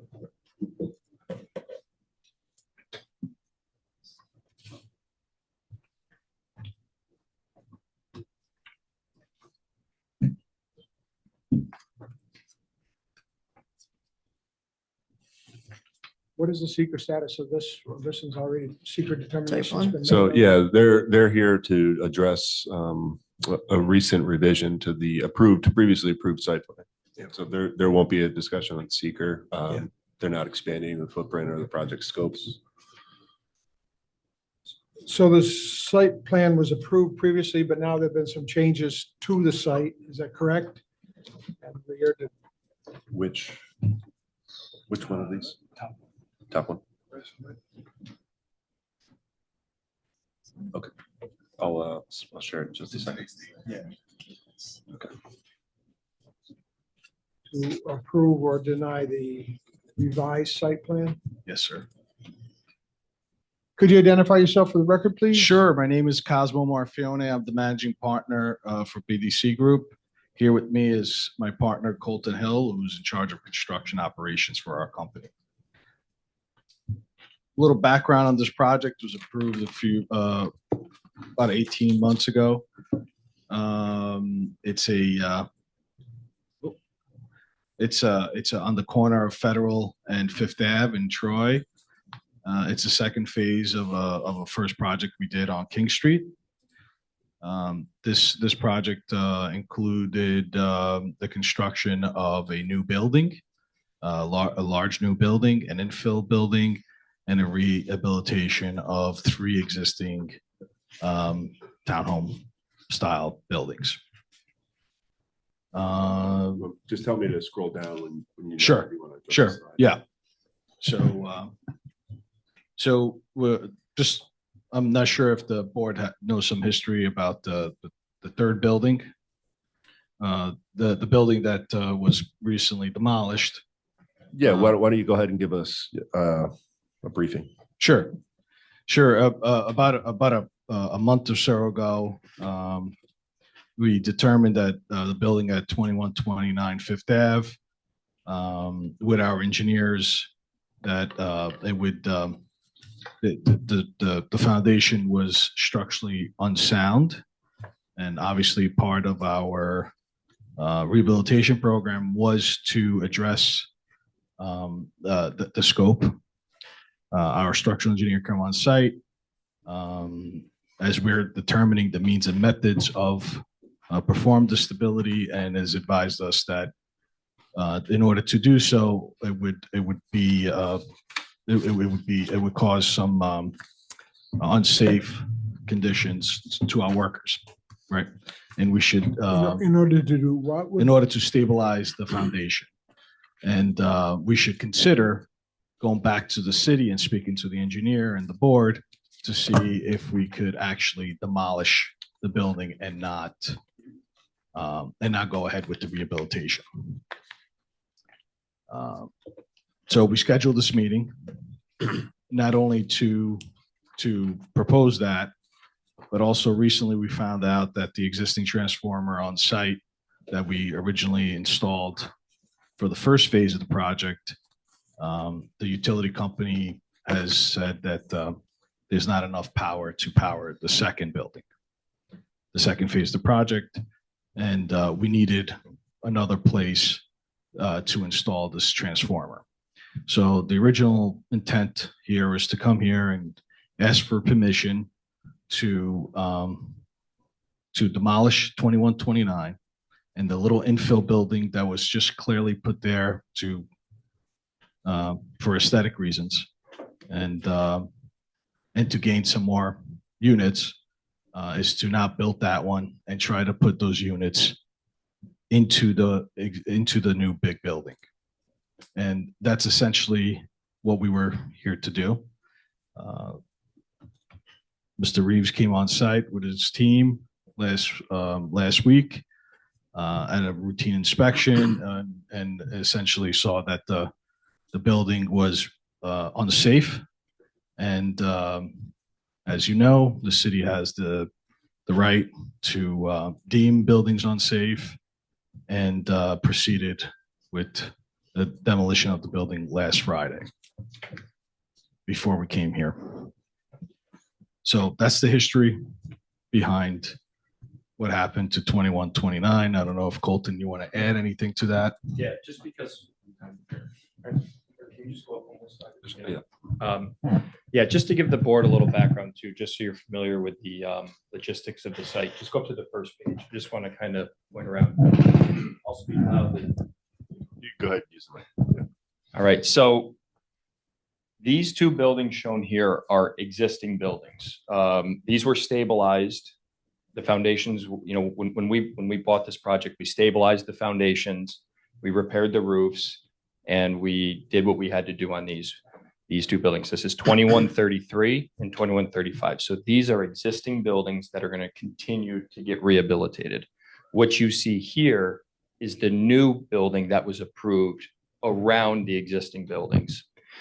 The image, this particular image, was done to show what it would look like without the 2129 Fifth Ave and 2131 Fifth Ave, which are the two buildings that we are proposing not to rebuild. Well, one was to be demoed, one was not to be rebuilt, because it will change the site plan.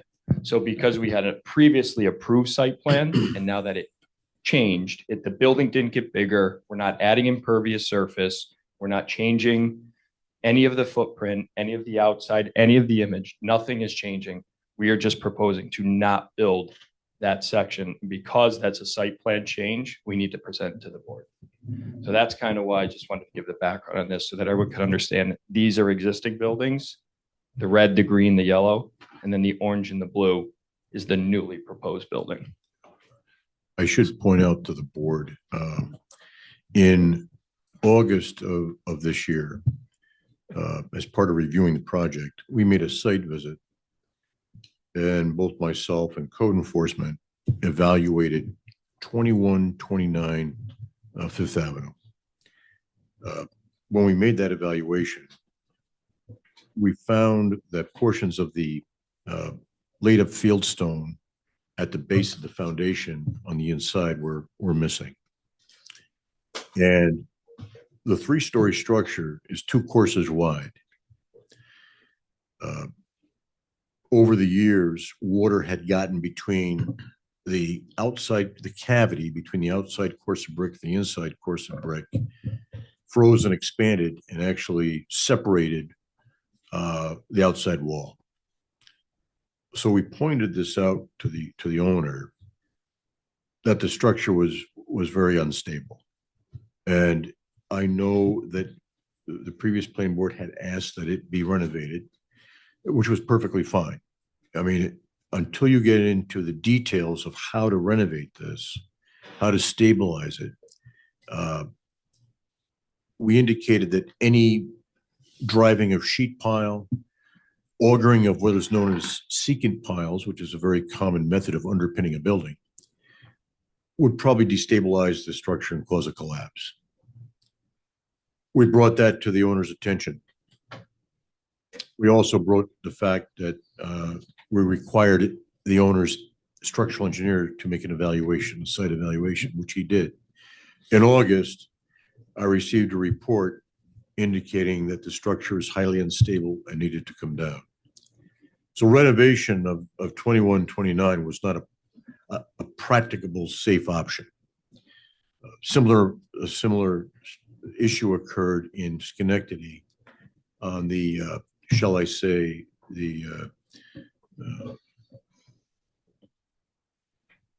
there was a building in Schenectady that experienced the same thing and actually split the structure in half. We had to evaluate that as well. Now, I had gone by the building on Thursday of last week, and I found the outside wall substantially deformed. Contractor had excavated adjacent to the foundation. And we inspected the site and told the owner that this is a highly unstable, dangerous condition that required the immediate removal of the structure. His engineer concurred with our findings. So at the end of the day, that although they were here to have today, to have approval for the structure to be removed, we had to curtail that because of the public safety implication. Had we left that up, in all likelihood, that structure would have collapsed, not only in the city right away, but would have compromised the one structure to the north that they renovated. So it's important that the board understands that background, that we ordered that immediate demolition for public safety. Okay, so we understand why it had to come down, but at that point, but I don't think we quite understand how it got to the condition where it had to come down. I'd like to ask some Why don't you questions address about that. But city engineer, you said that you got a report that the building was unstable. Yes. That was a report submitted to you by the applicant's engineers, right? You Yes. didn't make that determination yourself at that time, correct? That's right. The applicant's engineer in August concurred with our findings that the structure could not survive or safely be stabilized because of the condition of the laid up fieldstone, and also because of the deflection and deformation and separation in the wall internally. Okay, so I want to ask some questions of the applicant, but maybe you could help me with this. The building was standing there for how many years? I believe that the building dated to 1880. Yeah. And if this project hadn't begun around that building, would it still be standing today? It would be standing, but would be a very dangerous structure that would require us to take action. All right, so can I, just so I can understand the history here, you had previously gotten approval for this whole project, but as a condition of it, you were to leave 3 existing buildings, 4 basically, I think, right? 3 plus 1 could come down? Yes. And Okay. I don't know if you know some of the history of this project, but we started the approvals in 2019. And our initial, we've had structural engineering reports, we've had architectural engineering reports telling the board that these buildings were dilapidated, unsafe. And the previous board did not want to consider the removal of the buildings. And we just got creative enough to try to salvage these. And we warned the board that these are buildings that they'd be very, very hard to salvage. Okay. Well, a small effort compared to the overall effort of building the project, correct? It's a small effort, it's compared to the scale of the project. It- Saving one building would not be that much of a burden, would it, or would it? It actually, yes, it's to the contrary, that saving these 3 buildings cost were enormous. It almost did not make the project viable. And in the spirit of cooperation and in the spirit of trying to getting the approval and trying to preserve and trying to listen to the neighbors and trying all these other things, we've attempted to save these structures, and we've done a great job with the 2 buildings that are there. We spent a lot of time and effort engineering ways to stabilize the foundation of the other 2 structures and stabilize the framing and try to design something that allows that belongs with these 2 buildings. And unfortunately, we pushed the envelope. Would it be correct to say that it would have been cheaper to build a new building in that space rather than to try to save that building? Yes. There's a solution. Yeah. And I guess the only other question I had was, Cheaper So- and safer. and safer, okay. So the engineer, city engineer said that the morning that he had to declare this in imminent danger of collapse, your crews had been excavating next to the foundation, is that correct? So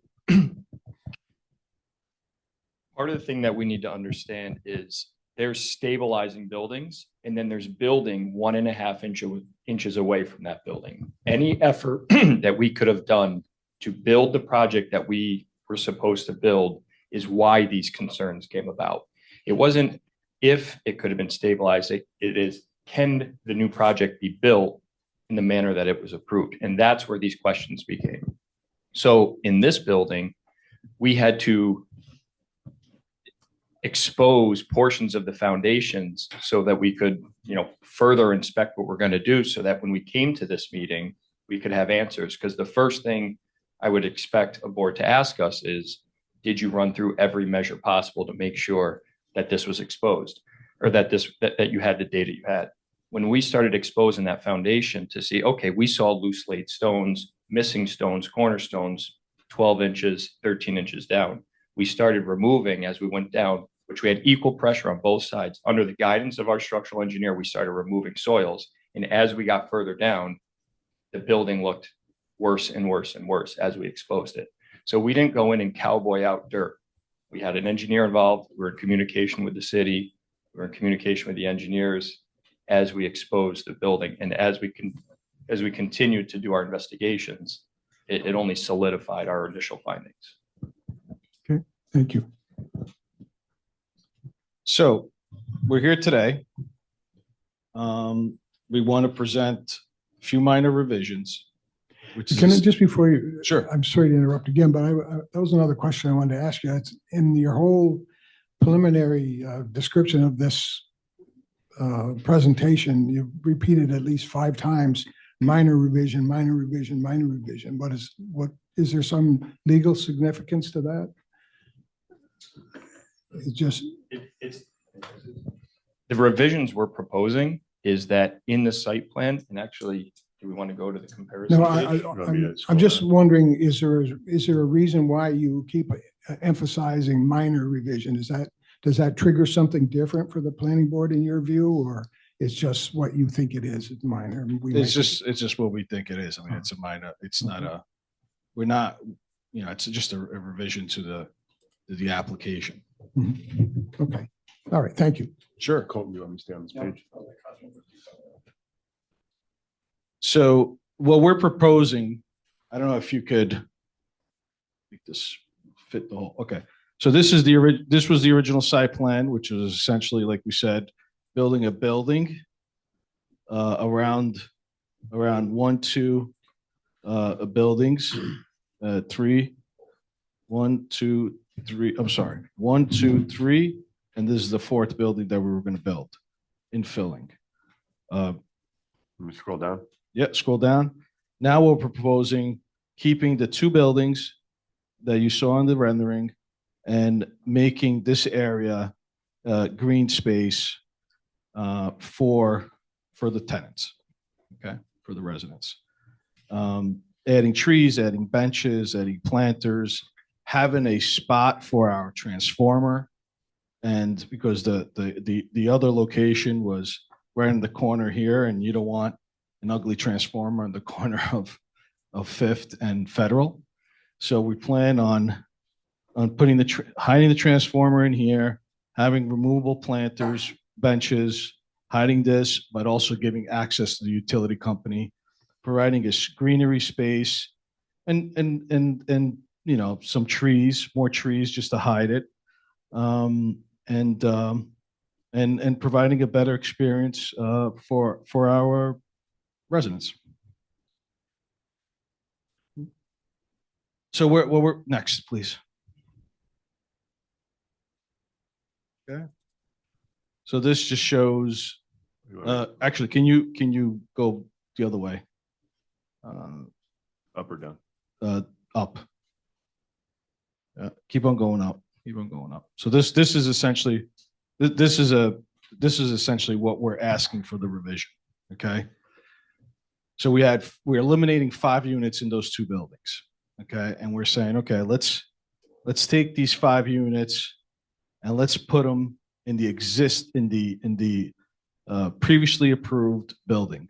We don't want to change the footprint. We don't want to change the volume. The only thing we want to do is reconfigure the unit mix so that we have the same amount of bedrooms in that building and just increasing the number of units. So now it could be financially viable. Okay. But what it does, we're still 62. We're instead of 52, we're proposing 62 units, which is according to zoning we can do. And we're actually reducing the amount of bedrooms to 90 bedrooms, which was a big contention on the last meeting.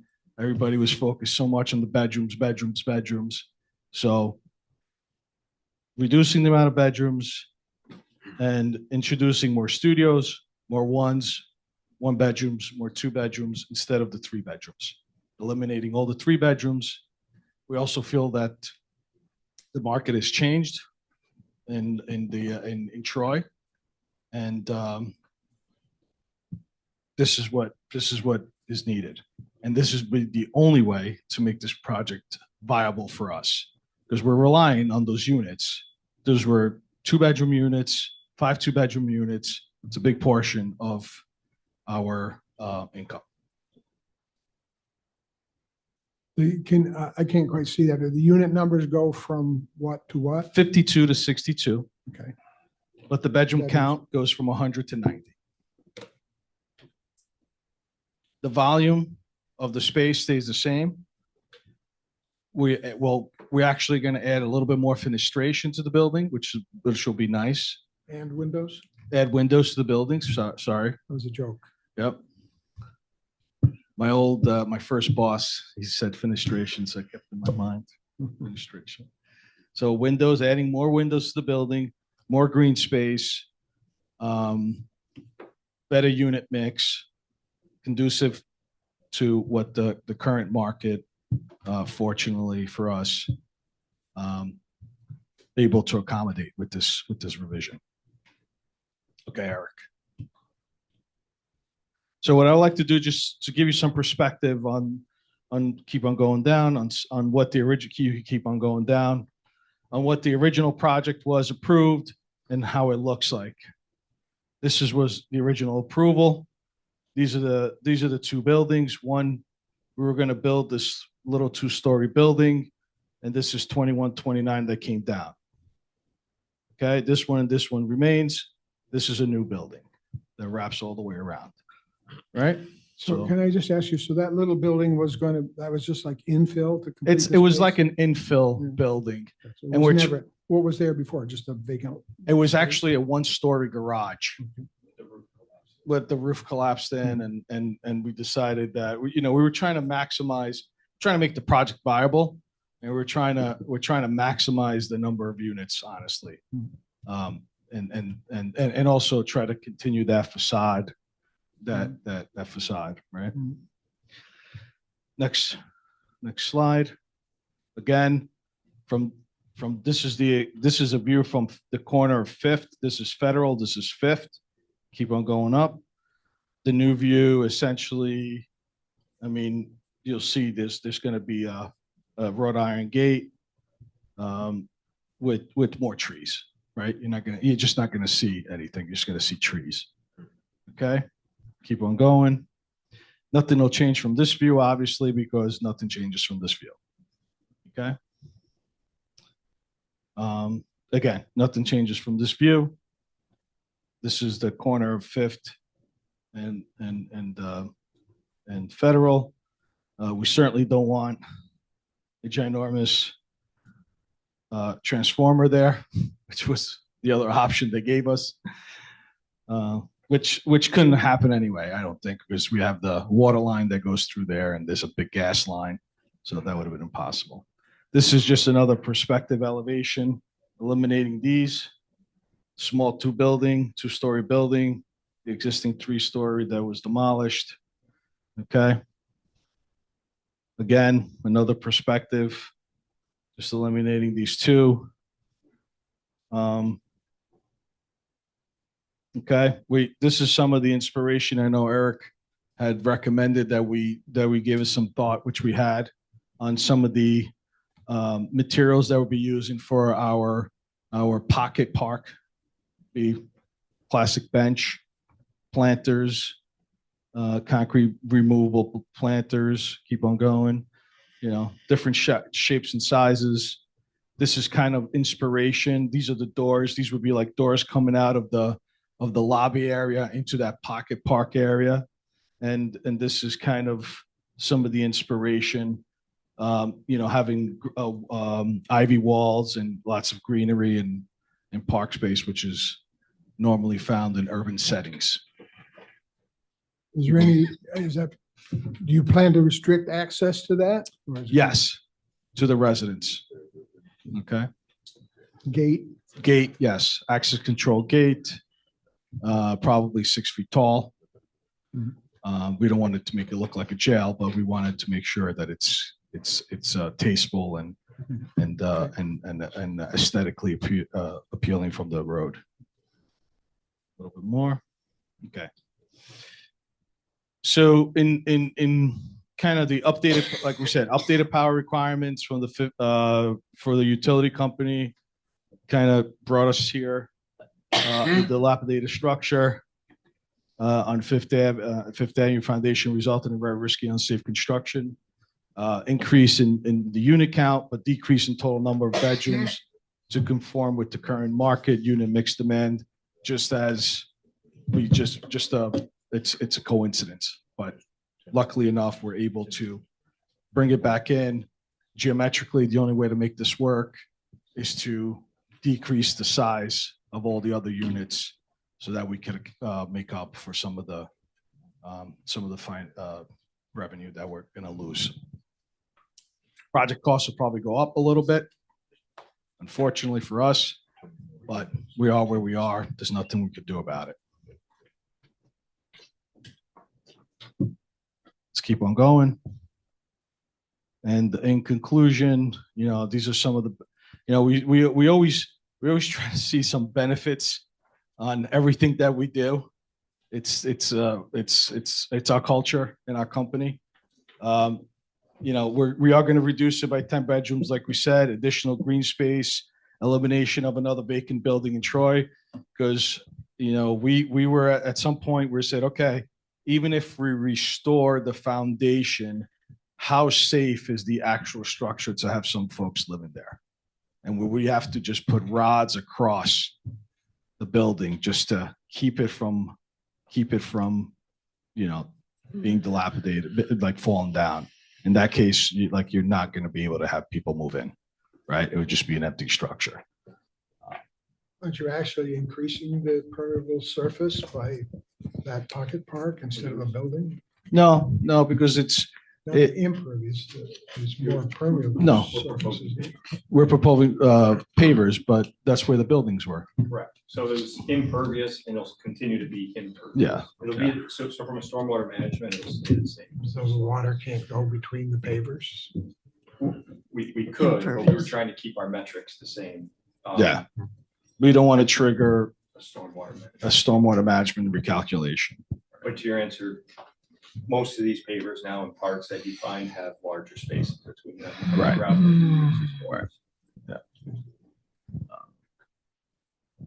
Yeah. Probably less residents resulting in less cars. That's a benefit. I know during our previous application, it was a big topic, traffic and parking. This building includes parking, right? You have parking in the Yes, we have parking inside the building. Adequate? Yeah, we feel that it's adequate for our residents. Although the zoning code doesn't require any parking for the zone.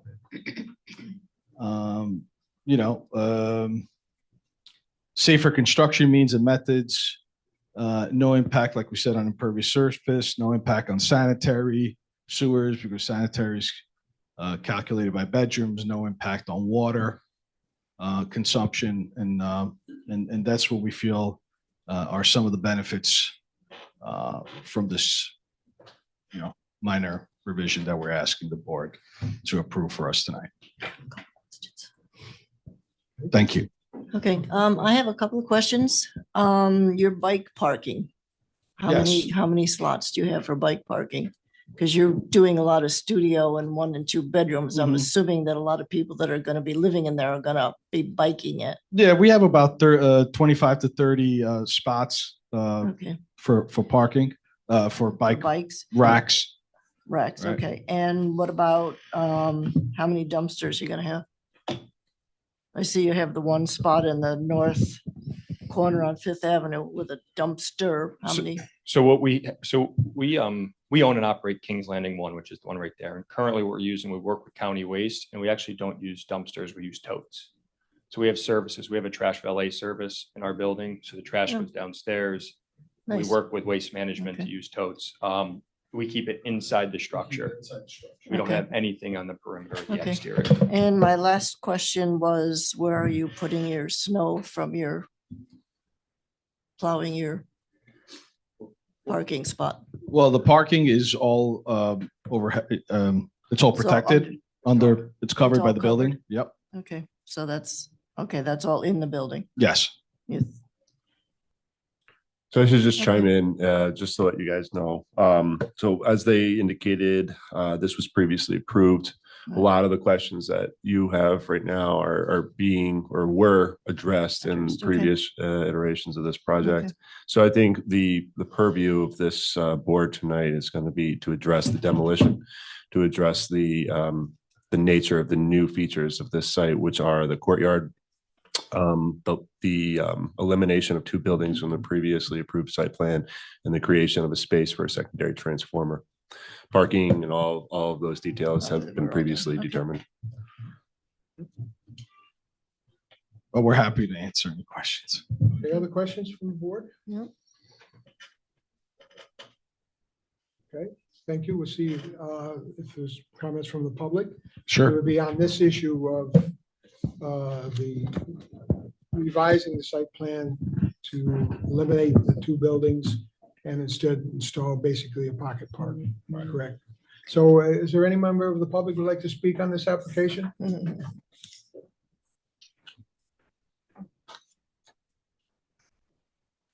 Identify yourself for the record, please. My name is Drea Lianza and I live on Fifth Avenue. I'm a member of Neighbors Protecting Neighborhoods, which is a group that had been working on this Kings Landing 2 negotiation for several years. How could this have happened? Yeah. After years of negotiations and compromise, the concerned residents of the Fifth Avenue neighborhood finally got a few concessions from BDC Group about the Kings Landing 2 project. The most important factor was that the houses at the end of the block would be kept standing, providing housing as they had done for over 100 years.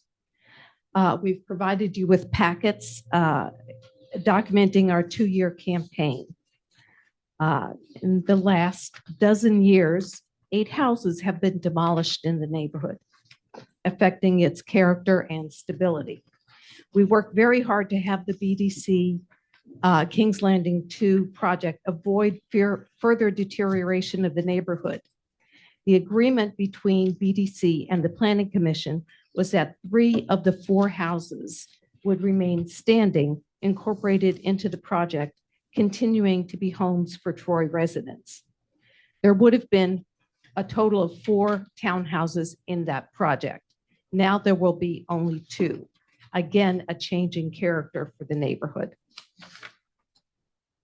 One of the houses that BDC had promised to keep standing has been hastily demolished just last weekend as an emergency. Nobody in the neighborhood knew about this until the night before demolition was going to happen. Surprisingly, BDC already had plans to replace not only that building, but the one that was supposed to be next to it with a courtyard. It looks like the plans to demolish were not an emergency, but made well in advance. This doesn't pass the sniff test. Barb Nelson from TAP, that is part of our group, said that everything that Russ describes in terms of the engineering report is correct and typical of a building this age. But if they had any sort of decent engineer in the beginning of this project, then they knew all this and could have been implementing strategies to remedy the stability of the structure. For example, no one with any sort of experience would have excavated directly adjacent to that building. The structure should have been shored up on the inside temporarily, so sheet piling could have been installed without rattling it loose. It's an old building with dry mortar, but there's really nothing unique about it. It could have and should have been stitched back together. How could BDC have not known that the foundation needed to be shored up before excavation? It's our understanding that the developer was fined for lacking an excavation permit.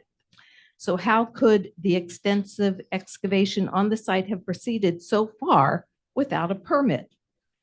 Didn't anyone in City Hall departments notice all that digging that was going on just a block away? Both Barb Nelson and Paul Sokolow, members of the group, have commented on the hasty demolition and the revised plans. Their comments have been included in the packets. Just a few things, one from Barb. I believe the demolished building was carelessly, possibly deliberately undermined. 2129 Fifth Avenue was an average 100-plus-year-old building.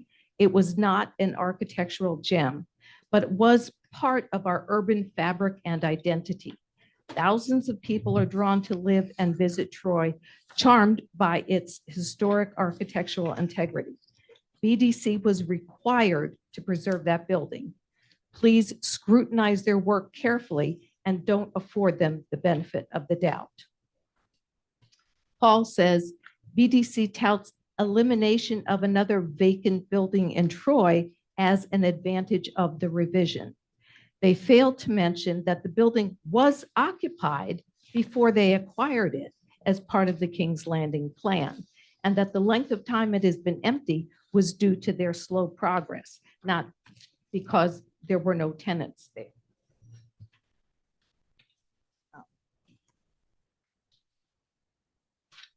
Just go back to my page here. Neighbors are furious that BDC's obligations to maintain the houses have been so carelessly disregarded. It is our understanding that the developer was fined for a failure to obey a directive. We don't know what the directive was. Excavating without a permit and unsafe building public safety hazard. We want reassurance that BDC will proceed in total compliance with all permits and regulations as required. All activities should be stopped until the excavation permit and all directives are fully in compliance. Thank you. And if you have any questions, let me know. Thank you. Thank you. There are more Peter Morris. Yes, next, please.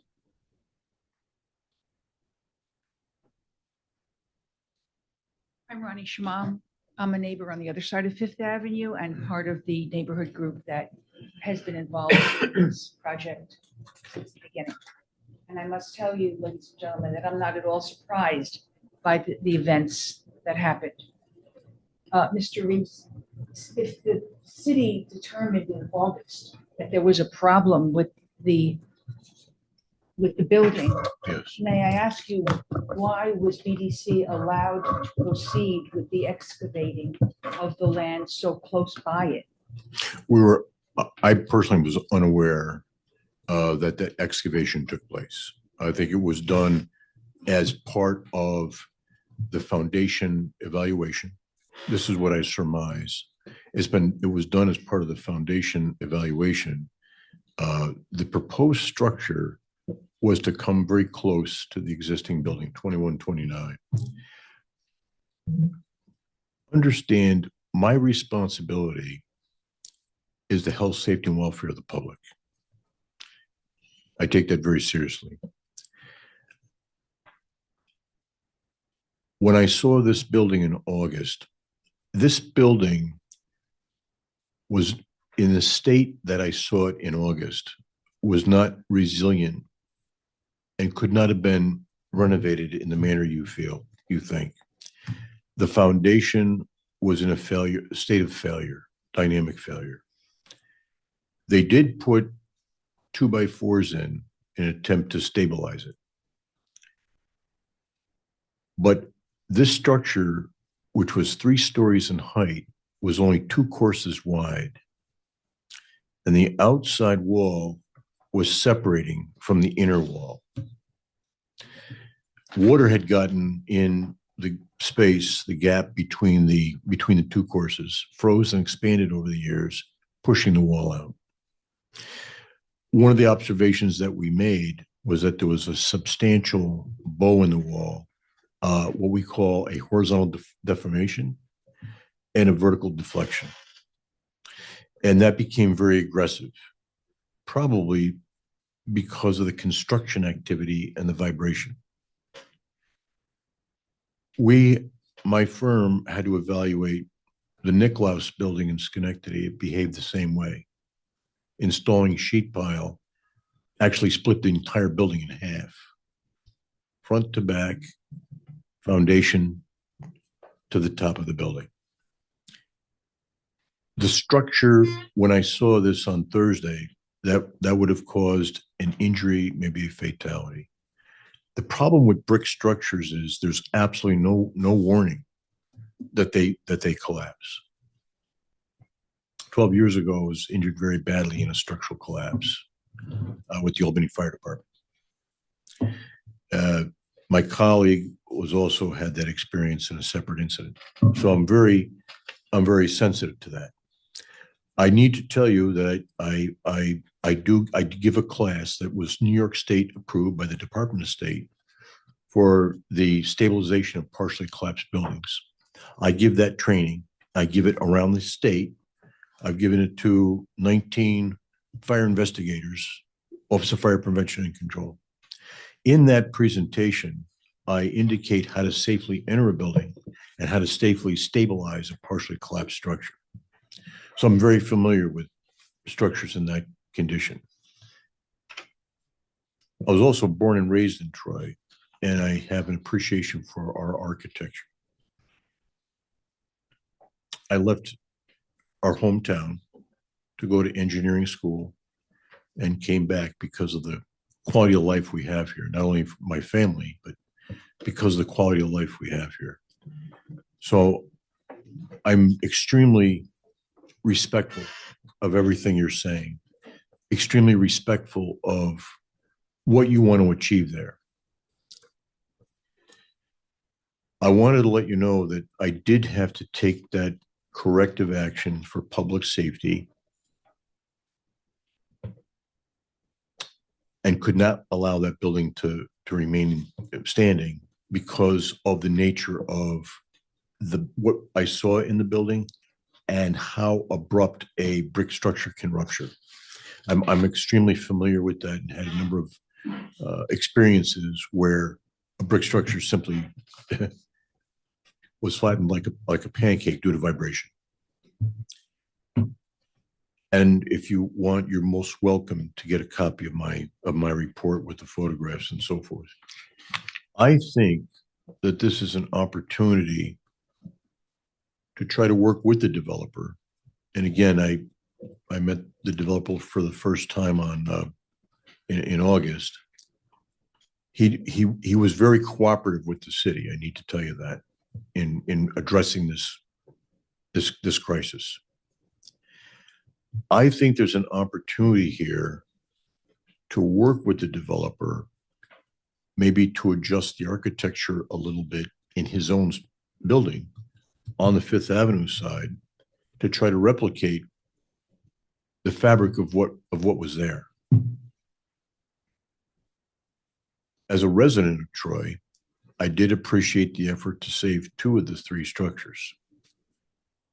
But I do need to tell you, when I evaluated the structure in August, that was not a practicable option with that 2129. I need to tell you. It was perfectly fine for any planning board. It's perfectly fine for our planning board to say, we'd like for you to renovate these three buildings. It's up to the structural engineers, which I am one, to get into the nitty gritty of it and say, okay, the mechanics of it, how do we safely do that? Can we do it? How do we safely do it? And that's the difference. When you really get into the specifics, and I'm familiar, in my engineering report, I outline a couple different ways that buildings like that are stabilized. We auger into the ground, we put reinforced steel cages in, pour concrete, those are called secant piles. We underpin foundations. We do use sheet pile. One could not use sheet pile in that instance because of driving sheeting is a very violent action.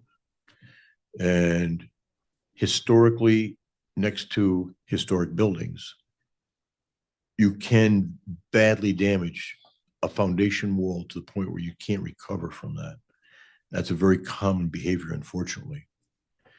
In that instance, I would have poured concrete grade beams.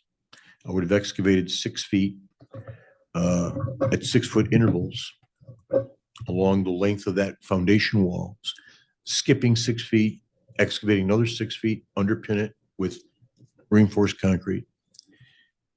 That wasn't practicable. I did discuss that with the owner. It wasn't practical due to the amount of foundation material actually missing. Very noble to request the three buildings being stable. That was perfectly fine. Two of them, they were able to do it. The third one, it wasn't a practical option to do that safely. That's fine. I don't know what the condition of the building was before August. I can't answer that because I only saw it during its August site visit. I would suggest, and I know, and I wasn't a part of, and I didn't know the sensitivity of that. I want to tell you that. Moving forward, though, I think there is an opportunity to work with the developer to create something wholesome, appropriate for the neighborhood. I want to encourage you to do that. But I take my job very seriously. I take public safety, your welfare, the welfare of the residents very seriously. I'm very sensitive to what I do. I've been doing it a long time. And I'm sensitive because what I earned my license, and that's something that can be revoked by the state of New York. If I hurt someone or get someone killed, that my license can be revoked. And I take my job and my responsibility, my obligation to you very, very seriously. And I wanted to share that with you. Thank you, sir, very much. And like you, I am a third generation Troy person who grew up and went to Troy schools and then left and came back. Yes. Because Troy is such a fine place to be. Yes. I would have liked, as part of the neighborhood group, to have known in August that some kind of change in our original plan was imminent. Yeah. And have the developer and the city come to us and say, this is our situation now. Yep. I respect your expertise, and I would hope that you would perhaps facilitate some kind of a communication between the developer and the community. I would like to do that very much. Thank you very much. Thank you. Thank you very much.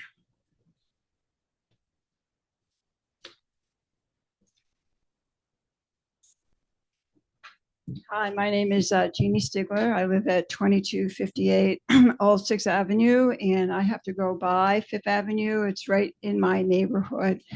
I think one of the concerns I think all of us had, particularly about these buildings, is that they have been gutted, right? They were gutted. There was like a shell for a long time. So of course, weather gets in there. When you look at that, weather gets in there, there's erosion, there's all these different things. And it was sort of like, yes, this is happening because it's benign neglect, right? And so then, oh, now the building can't be saved, right? So I really want to make sure that those other two buildings are not taken down, that they are shored up, that they have been stabilized, that they have something in the windows, something so that one, it's appealing, but number two, that it's going to be existing there.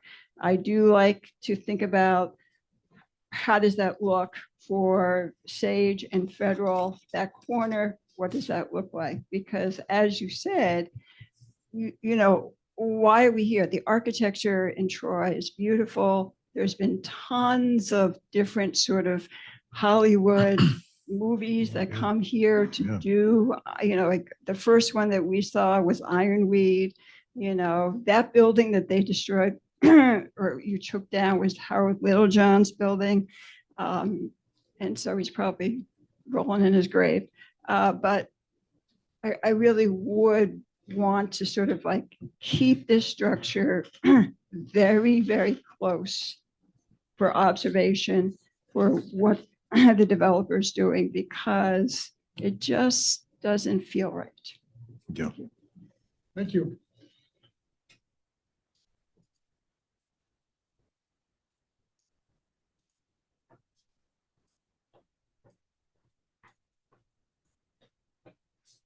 Hi, everybody. Welcome to the board. I'm Lisa Rodriguez. I work at TAP, Troy's not-for-profit community design center. I also live in Troy at 1986 15th Street. So I just want to say that I'm outraged that we've lost yet another historic Troy building. As I understand it, they possibly may have owned it since 2019 and could have been working on it and stabilizing it during this time. This neighborhood group, they haven't even mentioned how much money they spent trying to negotiate an acceptable solution with this company and the amount of time. That's why it took so many years to get approval, because they were negotiating with the neighborhood to get something at a scale on Fifth Avenue that matches the neighborhood that's there. They came up with an acceptable solution. Now we're missing one historic building, and they're proposing to not build the other little thing that they plan to build to complete that street wall. So water under the bridge, the building's gone now. I think Russ is on the right path. So build something back there where you had promised to build something and keep that street wall. Find another place for your transformer. I never heard of a transformer going right off of a main street. Usually comes in off the alley. Find another place for your transformer and build back that street wall and maintain that facade that this neighborhood fought for so long and with so much money and their time. So that's what I ask of you. Thank you. Is there anyone else who'd like to speak? Okay, we'll close the public comment period and back to board discussion. Do you want to respond to any of that? Yes. Do we have anybody on Zoom? Anybody on Zoom? Is there anyone on Zoom who wants to speak? Did you make an announcement to raise your hand on Zoom? So if anybody's on Zoom that wishes to speak, please raise your hand.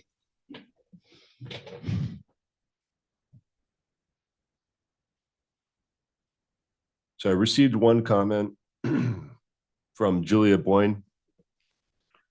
She states, will there be any money in the project allocated for any additional structural analysis on the remaining existing buildings, given what was found with the building that had to be demolished upon investigation? Will there be any additional measures implemented over the course of the project to ensure public safety? And that's all I have on Zoom. Before you respond to that, can you just tell me, I understood that the other two buildings have already been stabilized. Is that true? That is correct. So we Employing, don't have concern about losing. correct, employing the techniques that Mr. Reeves has suggested. That's exactly how we stabilized them. And let me just say that we have not been fined. We have not been fined. We have not proceeded any excavation work without a permit. I'm not sure where this came about. Mr. Reeves, maybe you could confirm that we have not been fined that I know of. Well, I personally am not aware of Okay. any fines. Okay. Have any citations been issued? We have no citations have been issued that we know of. Okay. We have confirmed with the building department. We have confirmed with the engineering office. We have confirmed with the planning department. We do not work without permits. This is not how we do it. Did you have permit to do that excavation that resulted in this failure? Yes. We have permits for the excavation. The excavation did not result in the failure. Well, I think you were my understanding is the contractor was under the direction of the engineer undertaking an investigatory period. But I do want to stress something.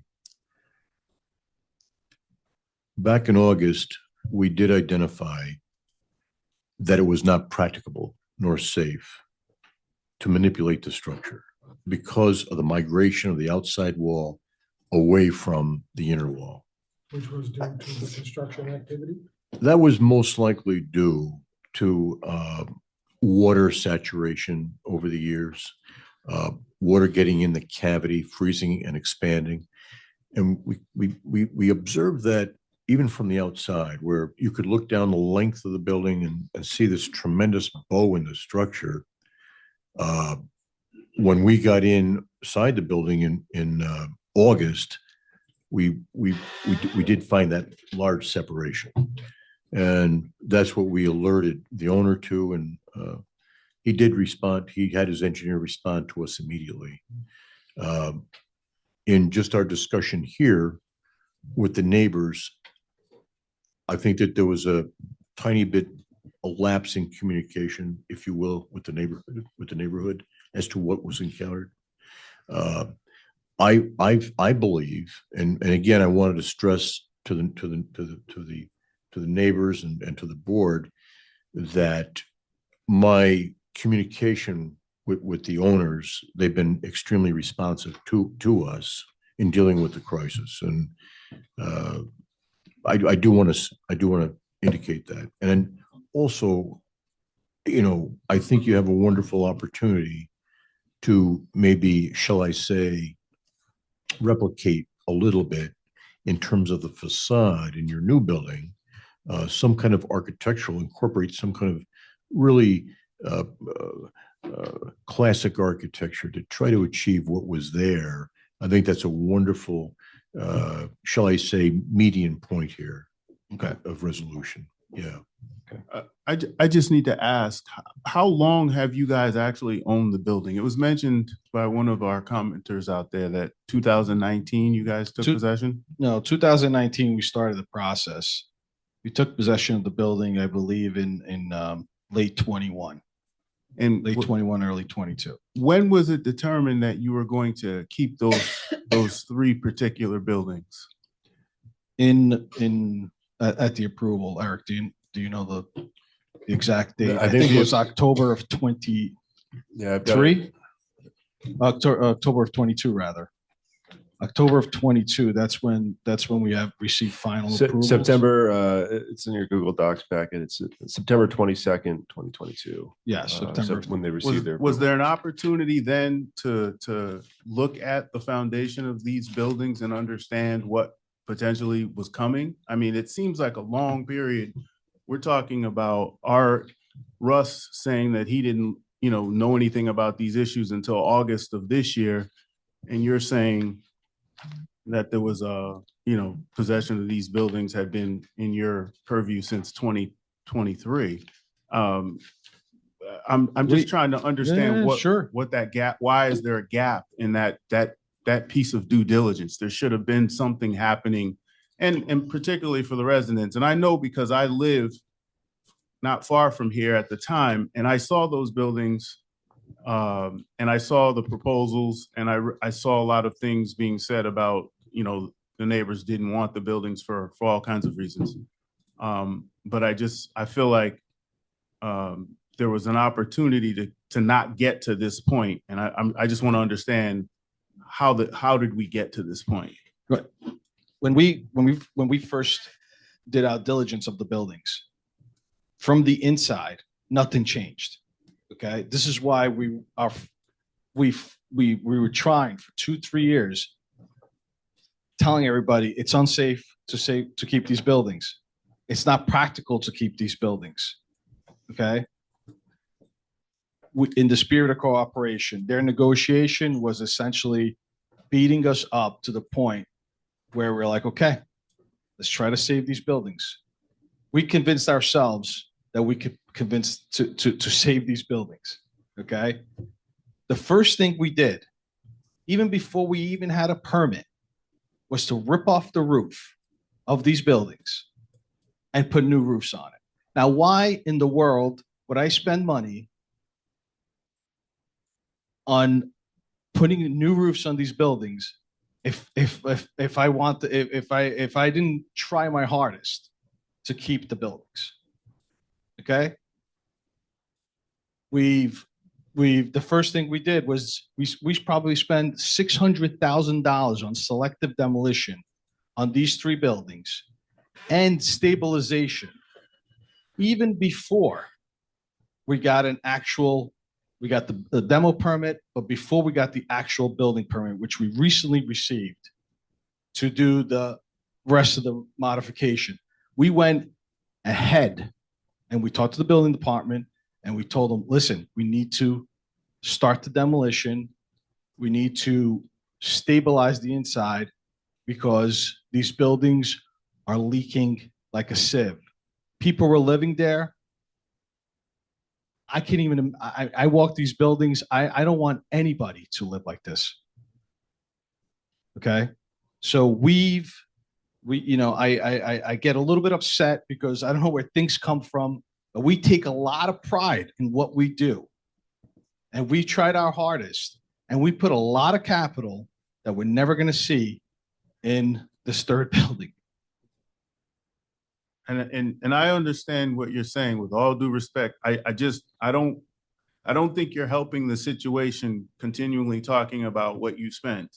As you can see, these buildings mean a lot to a lot of people. And that what you spent is a choice. And people live here and they appreciate this architecture. And that's a choice also. But I think Russ mentioned it, and one of the young ladies said the same thing. We need to figure out a way to work on this going forward. That building is down now. I think you've done everything you can to save the 2 that are standing. That is correct. And I appreciate that. But I think you can't, I don't know. I've been around here for a number of years. I'm a New York City kid originally, but I've been up here and I've been watching these buildings being taken down and what's been replaced. The replacement buildings haven't been anything great for the way the neighborhoods look. And usually it sounds like we're more concerned about what we spent on these things. That's fine. I know it costs, construction costs, building costs, that's fine. But if you're in it for that and you don't care about the neighborhood, that's going to be a problem. And it's with all due respect, it's on the contrary. The only way I can show that we care about this is by putting the time and the effort and the capital to preserve those buildings. And that's why I'm talking about that, because there's some talk about that we sabotage these buildings. That's totally not true. Yeah, I don't know anything about that. I'm speaking on what I'm hearing here tonight. Okay. And I think you're doing the right things going forward, and particularly taking up what Russ is saying. I'm just curious, do you feel like maybe there was more that could have been done in that interim period to avoid getting to this point? Because I think that's where the residents of the neighborhood feel like there may have been an opportunity to not, okay, Russ has mentioned that one building was just not safe. I get that. But if we're not, how do we know that if we're not communicating with each other and all of these other barriers have been created? Because I saw the flyers that were handed out about, we don't want King's Landings too. I had to ask, what is that? And, you know, I realized that you have the building already over there on the corner, and I thought that was a nice building.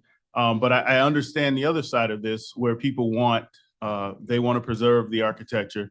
They want to preserve their neighborhoods. And I think there should have been a way, again, I got to say it, that we shouldn't have gotten to this point. There has to be. There's everything we think we already learned, we seem not to have learned, because it shouldn't have come to this. It really, I just think going forward, this process needs to be much more efficient and streamlined for everybody to come out of this with what they want. That's my feeling. I'm a little close to the situation because I lived around here and I saw what was going on and all the, you know, the stuff that was happening. So I'm going to stop there. Thank you, Joe. I don't think there's anything else that we could have done to that structure to preserve it further than we have. That structure, people can live in a structure and not realize that condition exists. Correct. I think what would be a good idea is to, as the project progresses, even now, have your engineer do an overall structural condition assessment of the two remaining buildings. And what that does, it covers all building systems and is a record, as a photographic log of what they look like now. So that in 6 months, it can be revisited. And most likely in 6 months, you'll have everything completed and so forth, or in that time frame. But at least it keeps, and going along with what you're saying is, you know, it monitors the situation. And I think if you brought the neighbors into the loop, that would be very much appreciated by all parties involved, you know, looking at the architecture. And I do want to say that the owners have been phenomenally cooperative with the city. When we identified this, that it took a drastic left turn Thursday, they responded immediately to us, and we're extremely helpful. I wanted you to know that. I take that very seriously. Everything that you're saying, everyone up here takes extremely serious, and I've been privileged to be born and raised here. And like I said, I came back home because our quality of life we have here. I raised a family here, 4 kids, and so and you're part of the neighborhood. You're part of the neighborhood. You're part of the community. And I've been here since '96. Yeah, that's huge. Yeah. I went to RPI for 6 years. Well, my dad was at RPI for 43 years. And I have a legacy with that too. So my thought is this, let's work collaboratively, and we have. Absolutely. Yeah, let's work collaboratively. I would like to suggest this was a very healthy dialogue, and let's move forward. Let's look forward, and let's create a wholesome situation here for everyone. That sound reasonable, Cosmo? This sounds reasonable to me. Yeah. Okay, so I think you were starting before I interrupted you, responding to some of the comments. Do you have more response? Or? No, I think we responded that we had the permits. We weren't fined. We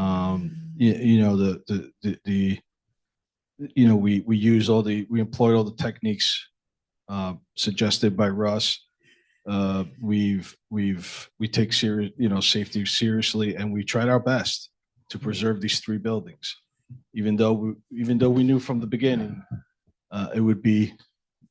I'm actually shocked that we're able to preserve 2 out of the 3 buildings, to tell you the truth. Okay. And I'm a structural engineer by trade as well. Okay. So it's not, and I applaud my construction team because they took a lot of time and effort in digging out 3 feet at a time, underpinning, not causing vibrations, and rebuilding the entire wall in the rear of those two buildings. And we tried on the third one and just on, we got to keep our construction personnel safe. Yeah. We got to keep our neighbors safe. Actually, that's what precipitated the. That is exactly what That precipitated. precipitated the crisis, yeah. Yes. And my thought is this, if the board, again, if the board wishes, this is while it's an increase by 10 of the unit count, it's a decrease by 10 in the bedroom count. So as far as vehicles go, it's a reduction in the number of vehicles as well, because of the number of bedrooms being lessened. I think it was code enforcement staff, planning staff, and you can chime in. But it was the staff review that this represented an incremental lesser impact to the overall project site. And I think if the board wishes to make approval of the project contingent upon resolution of an architectural treatment to the Federal Street side in cooperation with the neighbors, that might be a consideration. I have a quick question. The two existing buildings, the remaining, what's status right now today? Go ahead, Colton. Abatement was complete, a new roof was installed, the foundations were secured and underpinned, windows are ordered, and the interior has been structurally improved, framed, and we're waiting to start the interior fit up. Thank you. And they will be units, apartment units? Correct. 2133 and 2135 will equate to about, I think, 5 units. How do you see yourself working with the community to come up with a design that's helpful for them and helpful for you too? So ironically, we've actually, part of our original planning approvals was to do a selection board and present to the board. And we're going to make the neighbors part of that. So we actually didn't bring it tonight because we figured we wanted to get through this. And then we're going to make another application to come back in. We have to show all of our materials, colors, and selections. So what you're saying is take people from this group to be on the selection board? Is that what you're saying? We're saying to present, to provide part of our approvals. We have to present what we're going to do and take the input from the board and the community on our finishes. Okay. So yes, in short, the board and the neighbors will also have input on that. And that's a colors, Well, textures, it and would be, what I'm materials. saying is it'd be nice if you had a community behind you the next time you come here. You know, so It they're. in would be agreement. nice. So if they're in We've been agreement trying. and you're in agreement, it's a lot easier for everyone. We've been trying hard. We've been trying. But we worked with Barb Nelson at the beginning of this project. I know Barb since when I was a student at RPI. Well, Okay, when Barb was in charge of facilities, and we worked with her on and some of the members of the previous board to develop the architecture of the building. We're going to look at your request, Mr. Reeves, some refinement to some of the details, right? Because I am not going to tell you that we're going to redesign the whole facade, but we're going to refine some of the details to be more in concert with the aesthetic of the neighborhood. Perhaps maybe reduce it from a more transitional look to maybe a more contemporary look. Cosmo, I think that sounds great. I think that's a huge step forward. Yeah. Well, so I think that raises a little question. I think there was an ambiguity in what you said during your comments earlier, Russ, and I think one of the speakers misunderstood it as I did, because I thought you were saying that it would be an opportunity to work with the developer to fill in this space. They were going to infill with one building, so now infill with two and complete this Well, streetscape. Yep. simulated to what was there previously, but I think you were talking more about going ahead with the courtyard idea, but incorporating some changes in the facade That's of right. the new buildings That's right. to simulate something related to the landscape, right? That's right. Yeah. What would your, what would your view, I know you like this courtyard thing and helps solves your transformer situation, but what would be your thoughts about, since you were already gonna build one infill building, building two infill buildings there and fill that streetscape with buildings instead of a courtyard? I think I think it's infeasible because there's no other place to put a transformer. And I think it would look, it wouldn't look aesthetically pleasing to have just like a two-story little building by itself that's 15, 20 feet wide. It could be two. But we can't put to the second one because we need a place for a transformer. And you need access, street and access. we need, that's the other problem, is that the utility company needs an easement, okay, for the transformer.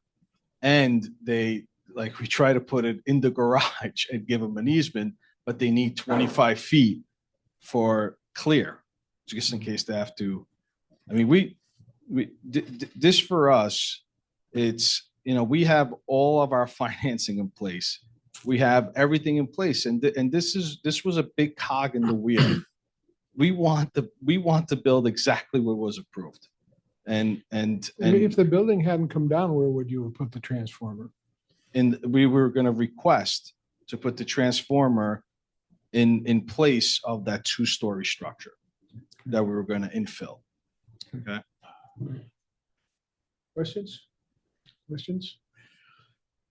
Okay, well, thank you. And I guess we'll have further discussion about it. Yes, we appreciate your consideration. Board members, any comments before we, I guess, what's before us is to approve or deny the revised site plan, eliminating the two buildings and from the plan and accepting the design of the courtyard, basically the use of that space for a courtyard. Does anybody, I have a couple of things I want to ask or suggest, but I want to hear what you folks think. I've been talking a lot.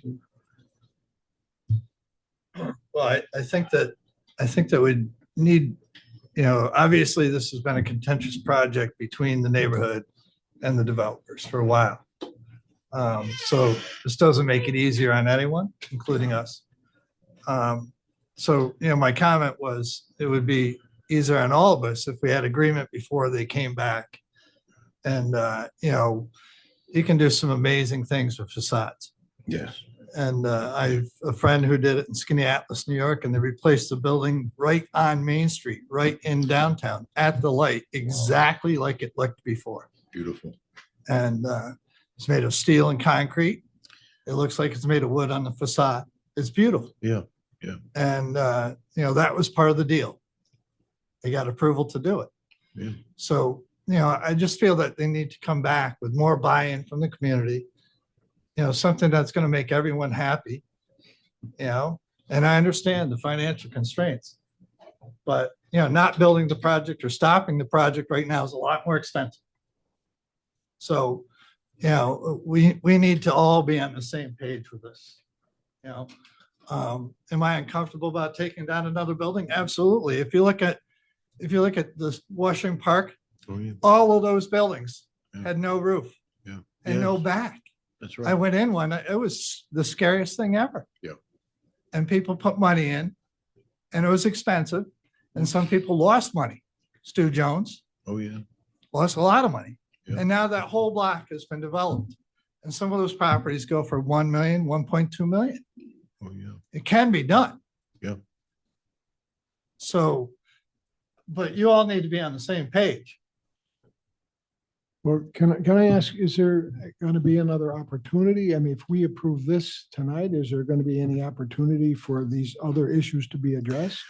Well, we won't issue I think at this point,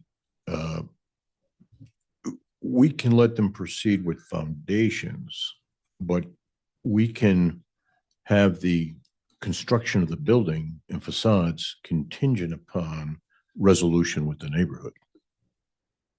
So the project doesn't have to But they come, wouldn't ordinarily come back to us for that approval, would they? we can make that a condition to look at the facade. Because right now they got some good meat and potato work in front of them, namely foundation work. They can put up the structure, but then, as part of the work to come back to the board with foundation, with the facade treatment. And to interface with the neighborhood. I think that's a wonderful, would that sound reasonable, Cosmo, to you to work with the neighborhood closely? Yes. We could certainly set up a design session with our architect and some of the folks at TAP and I think that's Bob a, Nelson too. yeah, that's a huge opportunity for you. A huge opportunity to reach across and, let's work through this. Yeah. And I think you can create a really wholesome environment there, very much. Yeah. That sound reasonable for everyone? Thank you so much. This is the best meeting we've had in 3 years. My God, holy mackerel. Got a new planning board. Collaboration goes a long way. Yes, it does. Yes, it does. So it would be contingent upon reviewing some of the details. Yeah, Okay. my recommendation to the board is that they approve the modification of a reduction in the number of bedrooms by 10, increasing the number of units by 10. Okay. Grant approval. You can proceed with construction with the stipulation that you resolve the facade treatment with the neighborhood to replicate that of that period of construction. Okay. Yeah, and come back to the board with what you arrived at. Okay. Yeah. I just have one question. What if there's concrete or foundations needed for that facade? And you've already completed your foundation work. I mean, how soon are we looking to have something back to have it approved? You know what I'm saying? Yeah. Yeah, why don't we do this? You can grant approval, and I think your consultants can arrive at, in short order, a configuration that's appropriate. It will be a cosmetic treatment of the It will be. facade. It It would be will not be. structural. Yeah. It would not impact the foundation. It would be purely cosmetic, looking at the windows, the cornices, Jim, I think, yes, So I think it would be something along the lines of having like a Hollywood set, having a front wall Right. building to replicate the 2 buildings that are there. In the, Oh, for no, the no, same no. period. It wouldn't be something like that. I think Is that what you're Jim was, saying? I think what Jim was referring to was if you needed a brick ledge, for example, he was thinking, no doubt, that, if you needed to extend that, shall I say, foundation wall out 4 inches, We could certainly do that. Right. We could put a piece of lintel. that exactly, you can hilt a steel lintel to the concrete foundation if need be. So, yeah. But not in the 2 infill, not that the courtyard will still remain. We cannot put a fake facade there because the utility company needs. No, I think, access. no, what we're looking for, that's right. What we're looking for is something that has a period look to it. On the new building. On the new buildings. Correct. Yeah. Okay. Yep. Okay, further questions? Okay, so I guess, are you comfortable with the voting on the motion using the basically conditions that the city engineer has articulated? Do you want to restate that? Yes. The project approval is based on an increase by 10 units, 10 residential units, with a reduction of 10 bedrooms. Is that correct? That is correct. And A reiteration of the conditions for approval.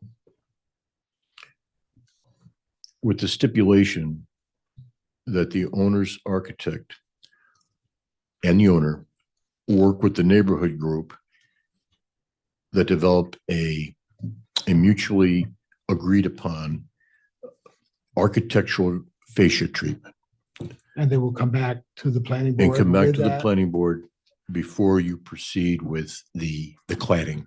Correct. Yeah. And that will be without a date. When No, you're ready, you'll come back. That's right, exactly. Is that okay? Yeah. Yeah, you could ask whether or not you have a date in mind that you'd want to have this done by so that we could expect them on a future agenda. So for example, do you think you could get this done in 30, 60, 90 days? And then kind of schedule that visit back to us? Sure. I mean, we would need to submit for a January meeting. Okay. Maybe the fourth week in December. Yep. Which, so would you, That's about a month away. So maybe shoot for February. correct. So, I yeah. like that idea. so you'd want to make a motion to table the item to, make the approval upon condition that they do what Russ is stipulating and return to us in February. And we'll return with renderings Yeah. of the facade. Yeah. And point out some of the cosmetic features of the facade. And we'll give it our best shot with the neighbors. We'll set up meetings and we'll give them options. Yeah. Like we've done in the past. Yeah. Beautiful. Okay. When is your, would you have like a target date in mind to start construction or Construction started. We're doing foundations. or foundations are going in? Oh, okay. I know where the Currently. project is. Yeah. Sorry about that. This includes the foundations and the structure coming up to the point. No, we could build the whole building. It just, Yeah. we cannot proceed with the cladding. Facade treatments. Yeah, yes. Okay. Well, listen, yeah, let's. Peel back. I'm getting tired. I think we understand, and you understand what the motion is. So I just want to say something. If I had any sense that this was the necessity of removing that building was due to intentional actions or negligent actions, then I would not vote to approve this. And I would not vote to approve anything less than rebuilding a building in that spot to complete that streetscape the way that it was, even though it wouldn't be the same. But, and I've been listening very carefully to the city engineer and to you folks, and I'm satisfied that it was not intentional or negligent. So I will vote to approve it, but I want to say that it was very close, because if you hadn't presented yourselves in the way you did, and if the city engineer hadn't given me this confidence, I would not be voting to approve this. We appreciate that. It means a lot to me. All right, so is there a motion?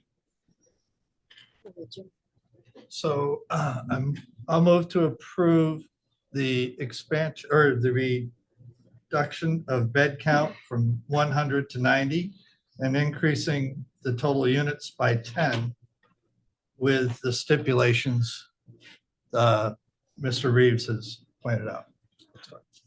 Thank you. Is there a second? I'll second. Discussion on the motion. Okay, all in favor, say aye. Aye. Aye. Opposed, say no. And motion carries. Thank you very much. Good luck. Do you want to schedule that meeting for February? All right, so can we look forward to having you back at the February meeting? Yes. Okay, all right, So- thank you. If there's So any make a delays, motion for we'll that. advise. Pardon me? Any delays, we'll advise. Okay, We'll all right, keep thank on you. working with All right, so then for the record, could we have a motion to table further action on this until the February meeting? I move that we table any further action until the February meeting on this. Second, I'll second. discussion? All in favor, say aye. Aye. Opposed? Motion carries. Thank you. We have more Yeah. where that came from. Yeah. Do you need a water? They go. The next item is 2024-0021, 1987 15th Street. Is the applicant here? Yes, hi. Do I have to get a test for recess? No, you can go. No. Only me. Tony did. Tony's an extra recess. Tony's a trailblazer. Okay, I think, Yeah, sorry. fair enough. I can understand. Yeah, it was interesting listening to the last one because it was all going nice and smooth and all of a sudden that came up. Yeah. But, I mean, I know Russ and me, we've done stuff together and I think what people don't realize is when you see those old buildings, they were all built next to one to the next and next. Yeah. So when you take one out, that building that got taken down exposes bricks that weren't never made to have wood. Right. So when that happens, that's how they fall. And when that shears like that, that's not from 2 or 3 or 5 years. That's 20, 30 years of being exposed. Mhm. So, I mean, I don't think, listening to all this, it seems like this was much more than a couple of years worth of neglect, Yeah. So I think you made the right choice, but I'll try and keep this quick because this is more of a kind of an introduction. We just got the comments back from Eric yesterday and a lot of good ones from all the departments. I think what we're trying to do is take basically a double lot where there's a 2-story, 2-family building and the empty lot next door, put another building in there. On our first meeting with the city, I know with Russ and everybody we talked about was pushing the building back, the addition, and actually connecting it so that it's on one, so they're connected to be one building. So we took that into consideration. We worked off of that. After we submitted these, we got some more comments. I think the major ones we'll just go over because a lot of these are very small ones that we'll get to. The number of units, I think that's the major item with the number of bedrooms. So the owner came up today because she actually lives in New York City. She came up and we talked about it, with the contractor, and we're going to sit down next week and go over what is reasonable to reduce it down to. We understand that we should try and take a look, one, how far we can go down and how far we're at, and try and get somewhere in the middle of what is acceptable. I think the traffic's, we're talking about the traffic and the parking.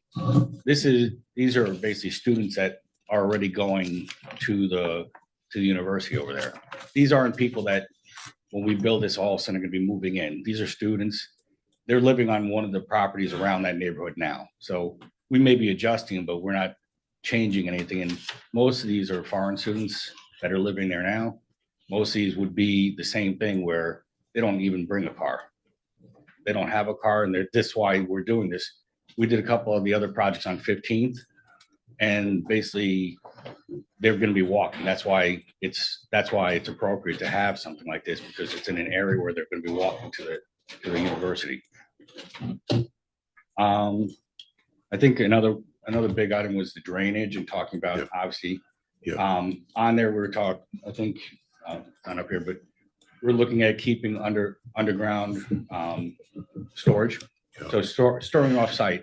So the volume will still stay the same. The volume is 2,000 square feet. Yeah. We're looking at possibly even doing something where instead of paving with asphalt, doing something where the water can move through, and also putting a chamber so it captures all the water that's coming off the roofs. Tony, if I may. Absolutely. The proposed project is 36 bedrooms. Right. Now, what are the dimensions of each bedroom? I believe there are 10 by 12, 120 square feet. One of the concerns I think we had was for the density, the number of bedrooms present. Now, again, let's just use this as a little opportunity for a little problem-solving session. One of the things that, in discussions with the fire department, code enforcement, engineering, planning, this is a wood structure, type 5 construction, wood structure. And it lies immediately adjacent or attached to this addition. Correct, yes. Okay. That we're connecting them. as we Right. talked- As we talked about, yes. That's right. Yeah. One of the concerns we had in event, if you look at in the sheet where you see the elevation view, L101, this is the elevation view. Oh, yeah, right there. One of the concerns we had that we have to be mindful of in the event of a fire. One of the, and Mike, if you want to chime in here too. In the event of a fire, the chief had a concern with that roof section, should it burn, toppling over and, yep, onto, that's right. So I think overall, as a collective group, we had a concern for a total of 36 units. We felt that the site and the building, the neighborhood couldn't really support 36 units in that confined space, in that congested space. That's something I would feel more comfortable if the board had no objection. I would feel more comfortable if we'd invite Tony back with your client to have a workshop session. Yeah, like, as the original one we had Like the started. original one we had, okay? Because at the end of the day, I'll just use this as an example. You have a trash bin located to the very rear portion of the parcel if you go to the site plan. Now you see where the trash is indicated? But Yeah, this is inside the building. that's, yes. That's inside the building. That's right. But if there's a fire or what have you, that is not accessible, that's not Right. accessible. Yeah, so that's It is a fully sprinkled building though. understood, Okay. understood. I know. But to deal with the problem, the fire department would have all sorts of gyrations to get back in there. You follow me? Well, they have to go into the building, correct? Yeah. So There's no access from the outside. that's right. Yeah. So what I'm saying is, right now, the site is completely maxed out with asphalt. Right. Parking, completely maxed out with building structure. Very little green space. And probably isn't necessarily compatible with the rest of the structures on that corridor because of how substantially maxed out the site is. Now, one of the things that you may want to get a little bit of public commentary to just get a little bit of input from the public. But I would like to propose, if the board has no objection, that invite Tony back in. We'll have a nice workshop and get a little bit better configuration for you. We understand where you're coming from. It's just from our standpoint, 36 units on that site is maxed out beyond what this site can support. Okay, so let's put our heads together and see what's. Again, these obviously aren't 36 apartments. Yeah, understood. Well, right. So 36. if you were looking at apartments, it would be more like 10 apartments where they have Yeah. 3 or 4 Well, bedrooms. in them. I apologize, my fault. No, you 36 said it 36 right. They are bedrooms. Yeah, they are 36. separate Yep, because yep. each their individual is a different person. Yeah. But I just want to make sure it doesn't seem like we're putting 36 apartments in this. Yeah. I mean, this, just so you know, this building is a similar scale as 99 Ferry Street, which we just completed. Yeah. That was, a renovation Yes, and a lot of structural issues, but in there we put 10 units. yeah, So 10 units in a 2,000 square foot footprint, 3 stories high. yeah, So again, we're more bedrooms here, yeah. but it's very similar. It's similar in the size, and I mean, I think Understood. what we could do is also bring some of what we did over there. Yeah. Because the same kind of thing, elevators, full sprinkler system. Yeah. What ends up happening is this building becomes a much safer structure than it would have been by itself now. Understood, because of the sprinkler system. Right, sprinkler system, if we use the attic for living space, it's obviously gonna be sheetrock, fire rated, Yeah. sprinklered. But that doesn't mean that we don't agree with what you're saying, that 36 still may be Yeah, it's a little excessive. high. Well, it's excessive. And it may not be what we need to do. So, Understood. yeah. Okay, Yeah. let's find something that's a medium point that makes Sure. sense, that the board could entertain. Yeah. And that the neighbors could, Right. it's just maxed out beyond, No, but yeah. we agree to, we definitely have to look at it because this is, as this is the first time we got it from Eric, and some of this is basically just code items, or zoning items.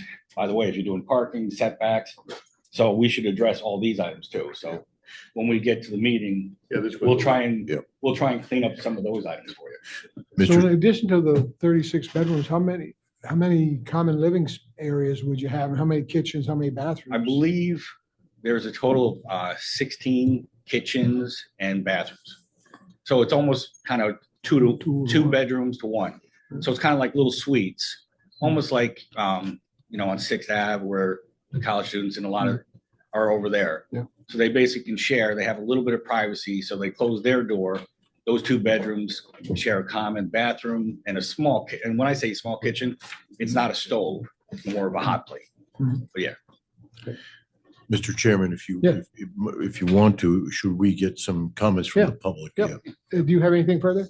No, I think that's good. Yeah. And then Anybody have questions? Can I just? Just a moment, please. When you come back and you're gonna be doing your redesign or whatever, as we just discussed with the last property, your addition needs to fit better into the neighborhood and with the building that's already there.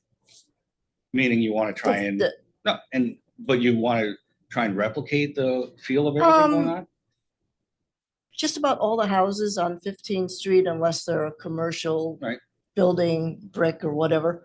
All the buildings look like what you're adding this attachment to. Right. And I would like the attachment to look more like the neighborhood, more like that. And I'm certainly not saying Facade. I'm certainly not saying we wouldn't, but again, as we're talking about architecture, for us to try and put something that just, it's never going to have the detailing, the good looks of the existing building. You just can't build like that. And to bring a modern feel, because that's why we talk, setting it back. Yeah, but the thing is, it looks like a door. It looks like a frat house, that a modern frat house. I think that's not the one next door to us, but no, but in other words, if you go to the top of just above the field house, there's a fraternity there, and that's what we want to avoid. You follow me? So it might be beneficial to have like a little workshop before you present it to get something that. And we're certainly open to it. I just, whenever somebody, I remember, Schenectady well. Yeah. There was a architect at Cohesion, put a building up there. Yeah. I remember going to that, and wherever everybody on the board said it's horrible, don't ever do it. The building's beautiful, just because it doesn't have brick and. No, understood. If we kept doing that, all we're gonna do is get bad versions of this. Yeah. So I don't, but I mean, not that we're not open to the ideas. Yeah. Okay, let's see what the public has. to I'm say. just going to chime in real quick and state that we got 28576 are our architectural guidelines. I just That's what we have. give them a review and see what you can do. That's. Thank you. Okay, anybody from the public would like to speak on this application?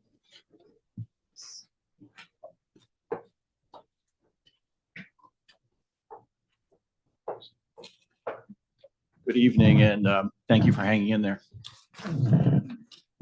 Darren Scott.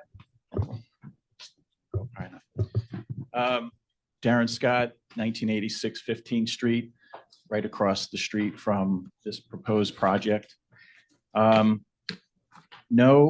no, and no. I'll go into a little bit more detail. So I've owned my house for 25 years. We've lived there for 25 years. We love this neighborhood. There's a reason why we moved there.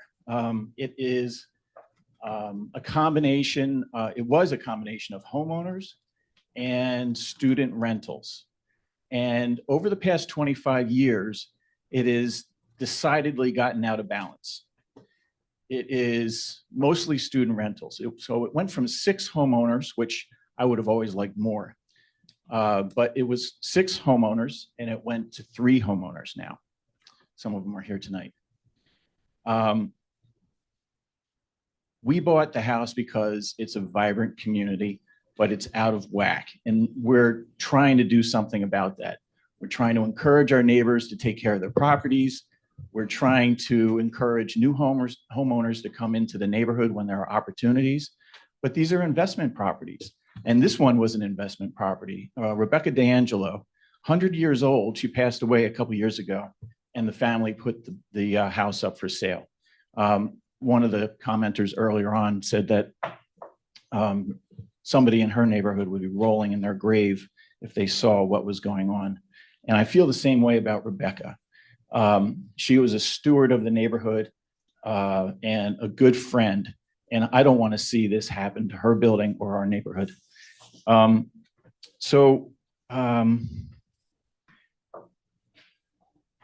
also want to comment on the institutional zoning.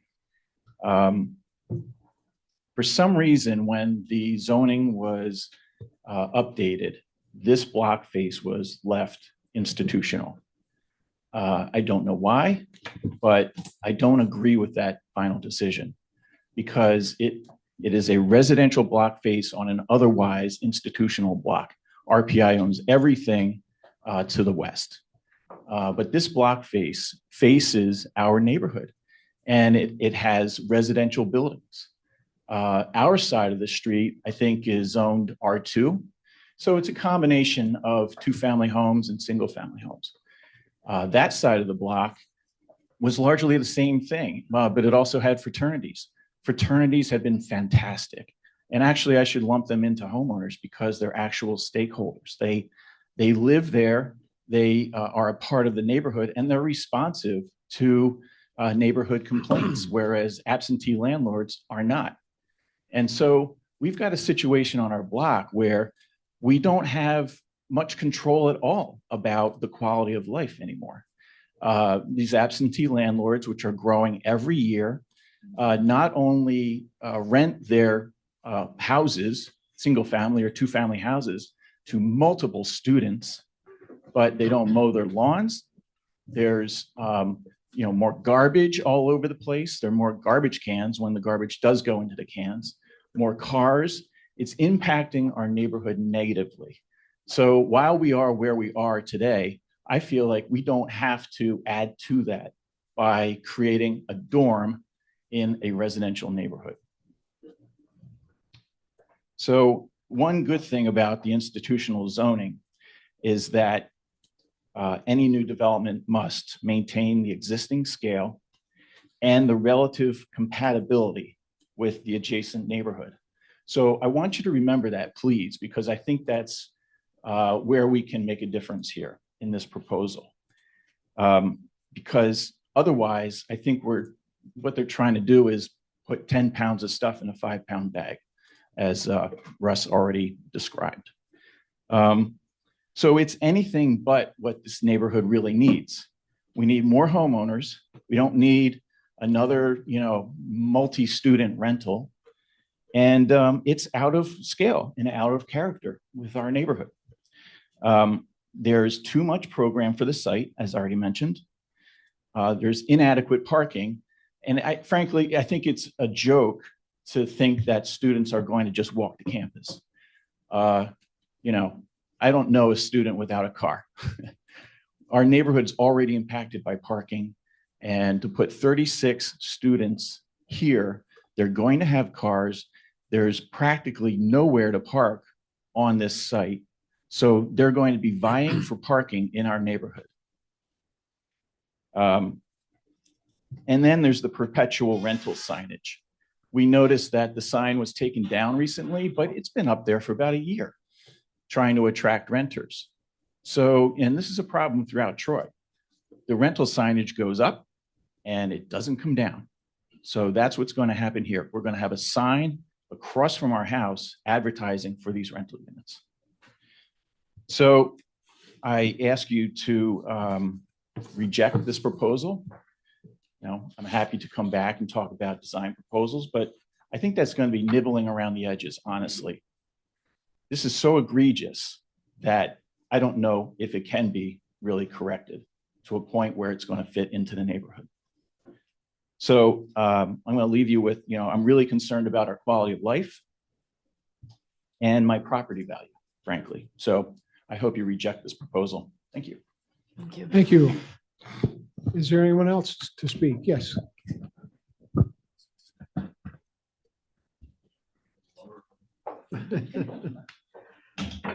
Hi, I'm Robert Miller, live in 1994 15th Street, just up the block from Darren and a little bit further north from 1987. We have lived there for 32 years. People have asked me, why would you live in that neighborhood? I kind of grew up in State College, Pennsylvania. I love the vibrancy. Students are always doing things. Yeah, they're always messing up our yard, but there's a lot of activity. And there is no crime because there's so many people in the area. I look at this project and I agree with Darren, it's egregious. You can't tell a student not to bring a car to campus. I'm assuming you can't rent to somebody and say, no, you can't have a car. So there are going to be cars. If there's 36 people living there, there's going to be at least 30 cars. The parking lot shows 4. My calculations of on-street parking should allow for 3. That's 7 out of 36, out of 30, whatever. Parking is a huge issue already. We call the cops once or twice a year because somebody parks in front of our driveway. Now, if it's snowed, they can't tell where our driveway is, so I accept that, but I still call the cops. But we currently have a problem with parking, and this is going to make it just extremely worse. The visuals of the project are awful. We have one modern house that I know of on that block. Everything else is traditional. This thing, I don't know if I can describe it in words without being vulgar. It's just awful. I'm concerned about the parking lot that they have because I don't know what they're doing with their trash. 36 people, I think you're going to need a dumpster. There's a dumpster in the house next to ours. And I don't know if anybody's ever noticed, but they have destroyed the sidewalk that leads up to there because every time the dumpster truck comes in, they hit the corner of the block and there's now a huge block of concrete tipped on end. I don't know what they're going to have, what's going to happen with the storm drain that's right in front of that house because that's where the dumpster truck drives over. It's going to be the same situation down there. I'm also concerned about the landlord not living in the area. Great, you live on Long Island, you're making all your money in Troy, you don't really care about the other people of Troy, you're making your money. I don't like to see that. That doesn't help the city. We need people who are invested in the city, who want to do good things, do things in character for the city. And this is certainly not in character. I can't say that the owners of the property intentionally do anything like this, but I know what a business is like. A business is a bottom line. If your bottom line is suffering, well, you cut things. You don't worry about this, that, or the other thing. And if they're not going to worry about how the house looks, that affects my property value and everybody's property value on the street. I too hope you reject it. It is possible, I guess, that we can come up with some kind of a plan that satisfies the developers as well as the neighborhood. I don't know, but I would like to be involved with whatever happens, whatever process might happen to allow neighborhood input to this plan. Thank you. Thank you. Okay, thank you. Is there anyone else who would like to speak? Yes, come forward. Thank you. Good evening. I'm Donna Miller, live at 1994 15th Street as well. And I agree with what both the gentlemen said. When I first saw the plan, I was concerned about the number of students and parking, where are things going to go? Then when I saw the schematic of the building, I was really put off by the aesthetics of the building. It does not fit in with our neighborhood at all. So again, I hope you do not approve it. Okay, thank you. Next, I think I saw another gentleman back there. Yes. Good evening. My name's John Henselman. I'm a 25-year resident at 1614 Peoples Avenue, which is around the corner across from the hospital. you heard earlier from residents of Fifth Street regarding the King's Landing 2 project, and made it clear that, you know, neighbors care a lot about their neighborhood, characteristics of the neighborhood, not only the people, but the buildings and the viewscapes as well. A number of years after I moved here, my wife and I decided we would pursue a master's degree in building conservation at RPI. We were both working full-time at the time. We completed the coursework. Neither of us applied necessarily what we learned in a career sense, but we tried to apply it to our own residence. It's a 100-year-old house, and we value our house as well as the neighboring houses of various vintage ages. I think one of the cases that the applicants cited with regard to cars is that the fact that the current residents in the existing building are foreign and in all likelihood don't have cars. I don't know that you can base that on future use. So I would be very concerned about additional cars as the other commenters made. I also totally agree with the previous commenters that the scale and design of their proposal is just totally out of character with the existing structure. So I would also urge you to reject. Okay. Thank you, sir. Is there anyone else?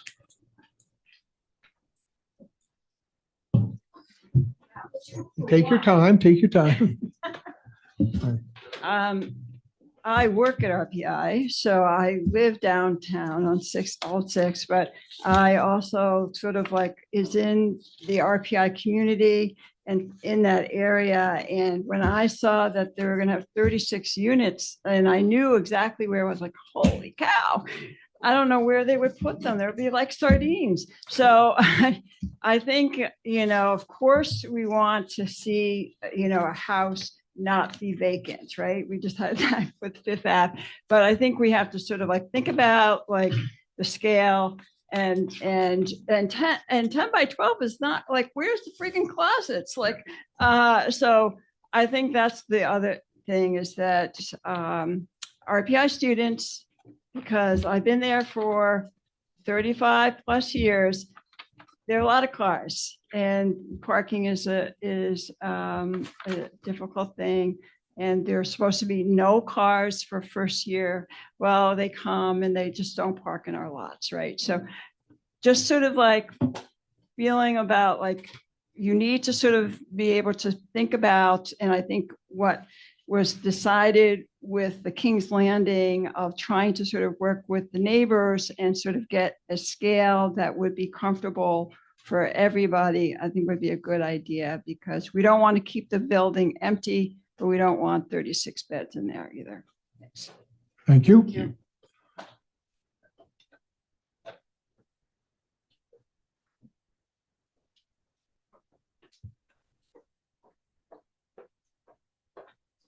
Hello, Lisa Rodriguez again from 1986 15th Street. I did send you a letter. I hope you got it. I spent a lot of time and thought putting that letter together. I just want to follow up with a few things. First of all, the house is not currently vacant. I believe there are 12 bedrooms in it, not positive. I don't think they got a permit to do the work to the house. So they're already housing students there. As Darren stated, they've had a sign in front of the house this big, like this big, for months advertising the rentals. And I think our sign ordinance is something that we have to work on. I think it's too permissive for rental properties because you can have it up for 2 months when you have something open. Well, if you have 36 rooms, how long is that sign allowed to be up there? Forever, because we have an open room? So I think that's something that has to be addressed because they have the potential to put up a sign ad infinitum, forever. Let's see, and I just want to bring back to the point of it is out of scale with the neighborhood. It is falling through a loophole in the fact that this is declared an institutional district. That institutional district is meant for RPI to be able to expand with some flexibility. This is not RPI. What they're proposing is way too much for that site. It's too much density. It's built out too much. This is not Queens, New York, where everything is cheek by jowl and driveways are going down, to get that extra space. This is Troy. We have space. We don't have to build that densely. And it's not good for the neighborhood. And as I stated in my letter, there's a lot of things about the site that have not been thought out. I am a local architect, so this is something that I have to think about all the time. Let's see. Oh, and I suggest that I request that you reject their plan. If you feel like we should negotiate something smaller with them, then I suggest that you ask them for plans of the interior, because the 10 by 12 rooms that he's talking about doesn't really seem to fit with the square footage, and all those kitchens he's talking about doesn't seem to fit with the square footage that I'm seeing on the plan. So thank you for your time. Thank you. Great, thank you. We did receive your letter and review it, and it is part of the file. Thank you. Is there anyone else who'd like to speak? Yes.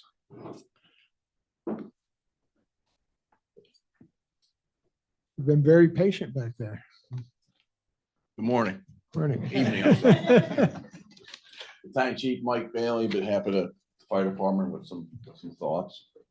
I guess before we discuss the proposed project, we should probably discuss what changes, if any, were made to the existing building. I know that's come up.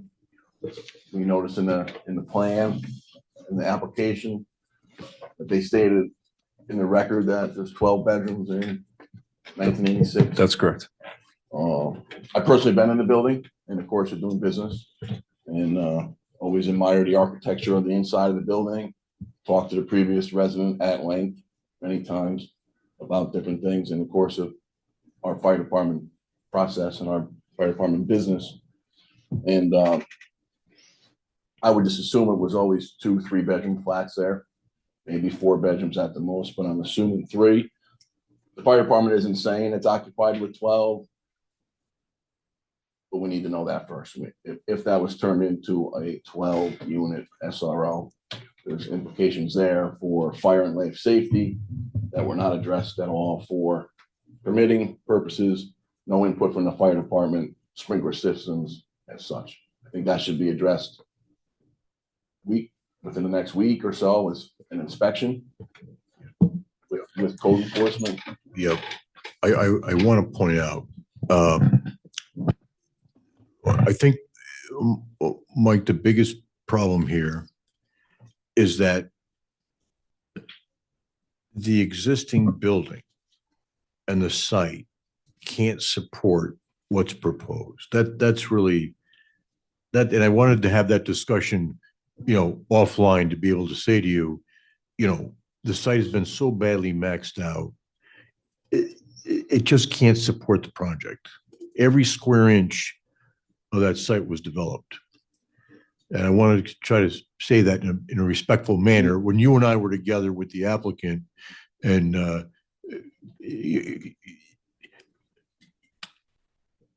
the structure just can't support 36 units. The site just can't support it. And we'll have that discussion. Russ, I think also, I think Mike here is looking to gain some degree of understanding as to whether or not code should head into this property in the next week to determine. We'll absolutely do that. Absolutely. One of our concerns is one of public safety. And how many students are there right now in the building? How many bedrooms do you have? Last time I saw it was probably during the summer, and it was all empty. So Yep. Yep. So is the building sprinkled right now? No. Okay. All right, there are 10 bedrooms, 3 stories. Okay. I'm not sure how you're fitting 10 bedrooms into 2 stories. Well, Yep, Yeah, yep. go look at it. Okay, we'll have to make that site Go visit look at it, you know, believe for it. public safety, yeah. Okay. I'm not sure, Eric, did I give you the site plans? Site plans of the proposed. The proposed shows how we're changing it. I think we also gave you the existing site plans. I have a schematic, a small schematic of existing. I don't have interior plans. And I should state for the record that as much as the board may wish to understand the interior floor plans, it's not in the board's purview. right, but So- it's code, within code purview. right? Correct. Yeah. What I think our concern is in fire department, engineering, code, planning is really the life safety issue. That's our worry here. And that's why we bring it up. That's really what's driving this whole discussion. You can add legal to that list of departments concerned with Yeah, yeah, public safety and life safety. yeah, that's right. Exactly. We'll see. All right. So we note that. You want to comment on the Yes. plan too? Yeah, on the existing proposal, yes. We come up with the same sort of things, mirrors everything what was said by the public. We agree with, we talked about it at length. On our end, egress, exit, egress, access to the building, fire department related wise, as far as there isn't a lot of room in the back. If there's an emergency, there's little to no room on the back. Yeah, Side setback is narrow. that's right. Same like that. We brought up in our meeting, a dormitory at RPI, to my knowledge, personal knowledge, is regulated by RPI. Yes. Building safety inspections. Can't have a candle in a dorm room in RPI. You can't hang your clothes on the sprinkler pipes. And I'm not saying there's going to be sprinkler pipes because it's going to be a new building. There isn't. Yeah. But that stuff is inspected every 6 months. Yes. And it's policed. Yeah. And we're wondering on our end, who would police this dormitory? I think that's the most important aspect of the whole thing. I've actually got an update on that. I had a small conversation with the dean of off-campus housing. What the dean had told me is regarding dormitories that are on campus, it's absolutely the truth. Off campus, it's a bit different. It's a little bit more Wild West. It is. It is, yeah. I can get you his number if Okay, you want to sure. have a further Yeah. discussion. Mhm. He is looking to figure out how to regulate this. Mhm. He's trying to maybe utilize our landlord registry. And I kind of made some suggestions that we can go over at a future time, but it is a little bit different than on campus. We were at a loss to come up with another building on 15th Street that would be like this. Well, So I think this would be the first one. Yep. So fraternity may be like this. Yep. And it's Wild West there, but this is just proposing a new dormitory. Yep, that's exactly right. You see, this whole board and our team here, with the board here, legal, fire department, code, engineering is the first and last line of defense for public safety. And that's really what you're feeling. Even your own insurance company, you want to make sure that your building, when you're leasing to these human beings, meets all the code requirements. And right now, it's not apparent to us that the number of bedrooms you have is even meets the code requirement. You follow what we're saying? That's what the worry is here. So we're gonna arrange a time where we do a site visit. We'll have that discussion. And I think let's start at that level right now. That sound reasonable? Okay. Okay, very good. Very good. Go ahead. I'm all set. Okay, thank you. Thank you. Thanks. Thank you. Is there anyone else who wants to speak on this application?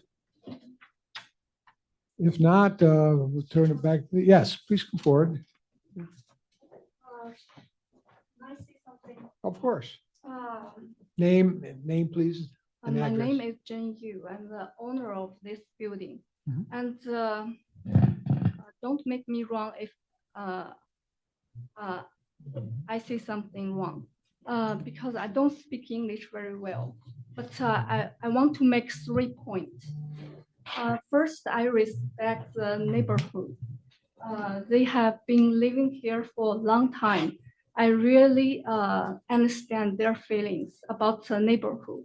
They don't want it changed. But frankly speaking, Troy is a great city with a long history, right?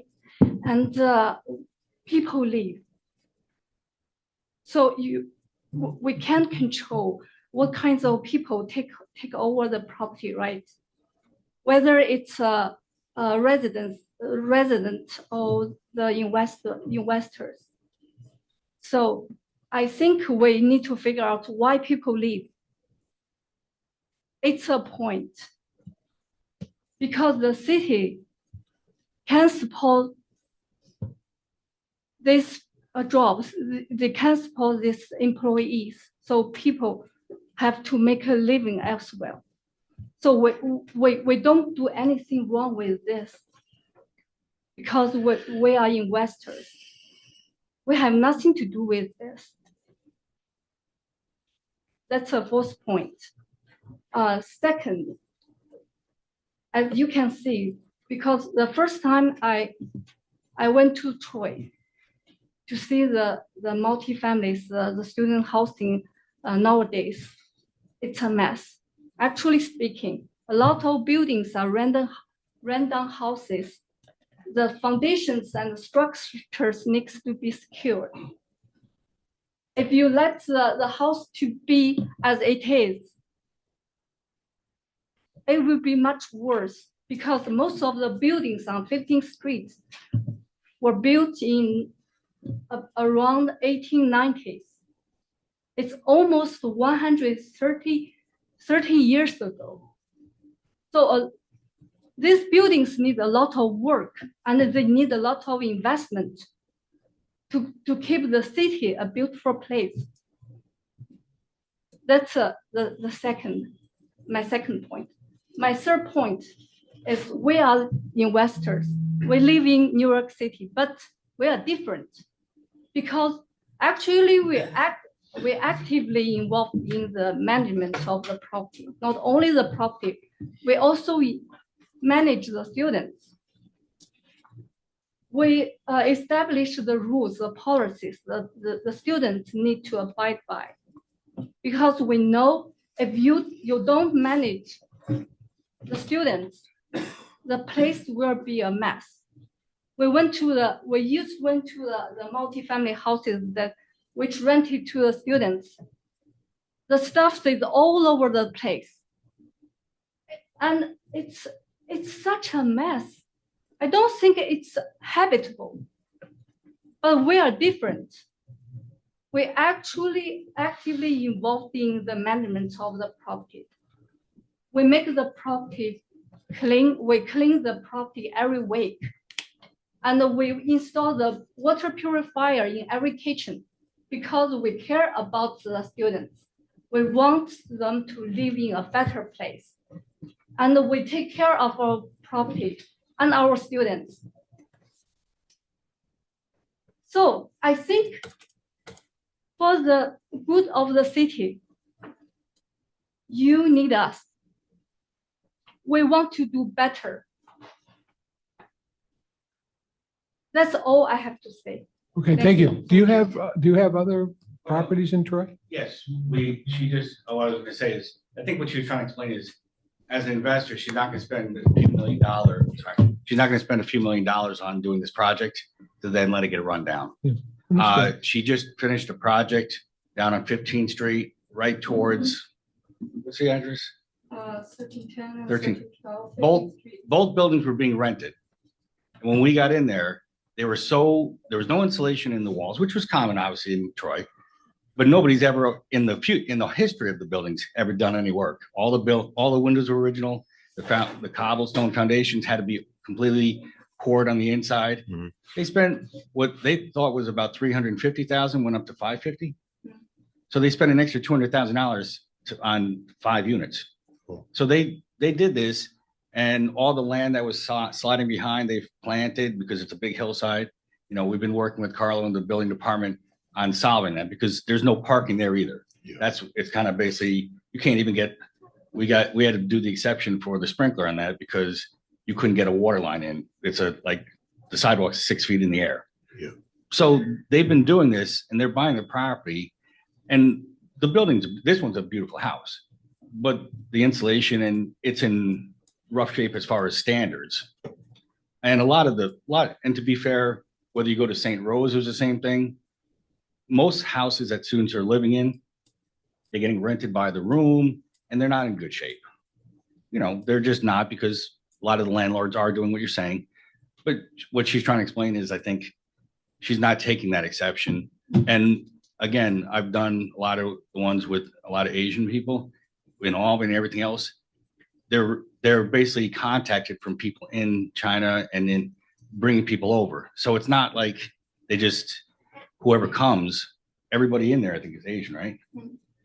So it's a culture. That's why they have the community kitchens and everything else. So there's a little bit of difference because they're basically kind of entrusted with the people when they come over.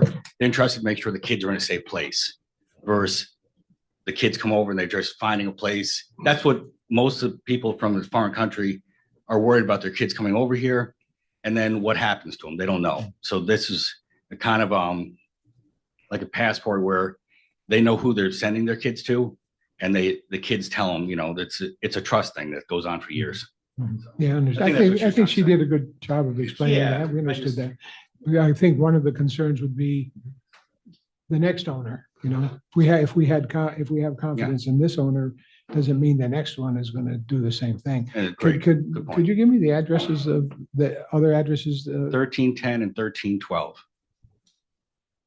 Those are the ones we just did. And then we're starting design work on all the property that's around it. Okay. All right. Okay, thank you. Is there anyone else who wants to speak?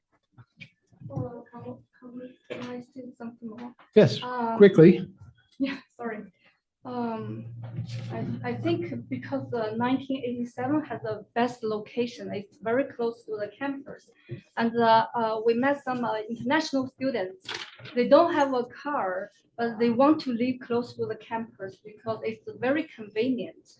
And they also have a very busy schedule.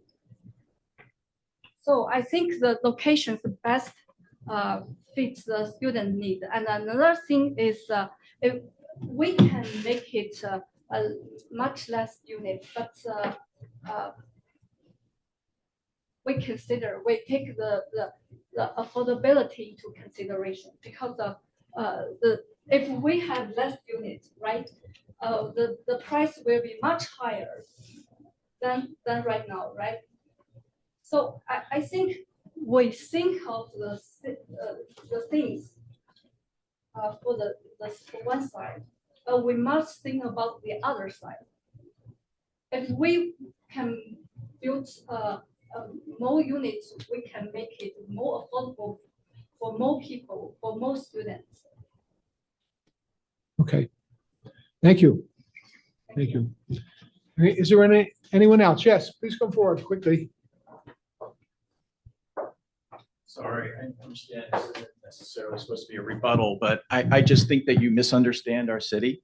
We welcome investment. We don't want it all in one place. Okay, please address the board. Sorry, buy other buildings. I welcome that. I agree we need investment in Troy. We need an improvement in housing, but there's a way to do it and there's a way not to do it. This is a way not to do it. And so please consider other properties in the neighborhood to serve your clientele, whatever you need to do. I think you bought this building for $450,000 and you're trying to get back that investment. Maybe you did it speculatively based upon a belief that this is going to pass. I hope it doesn't. But I do hope that you invest in other properties. All right, thanks. Anyone else? Okay, so we'll close the public comment. And what's your pleasure? It's not, the application is not complete, not in position to approve it or move it forward in any way as far as I can see, so table it. Is there a motion to Yes. table? Yes, Who make the motion to table? I'll make the motion to table. Second, I'll second discussion. All in favor? Say aye. it. Aye. Aye. Opposed, say no. Motion carries. The matter's tabled. And now what, this workshop, will that come up in the context of a special meeting? or- Yeah, Tony, just get in touch with me and we'll set something up, ASAP. So they'll work with you to schedule something, Eric? Is that it? Yeah, we'll arrange a workshop, Russ, myself, building department, necessary, fire department personnel and. Will the planning board members be there too, or just the staff? Probably be staff initially, just so we can kind of hash out some of the details that are in the code, get them straightened. And then if further down the road, they're ready to bring this proposal back to you folks, then we'll hear them out. Okay, sounds good. Thank you. Is that it? That's the last item, right? No. There's one more. Try. I tried. Okay, the next item is 2024-0053.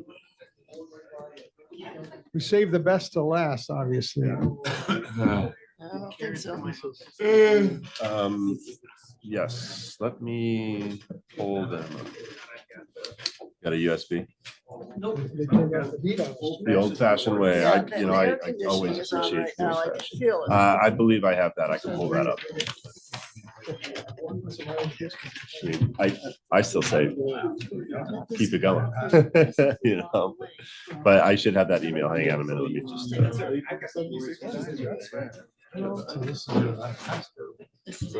In this regard, I can share it with the public. One break by. Yeah.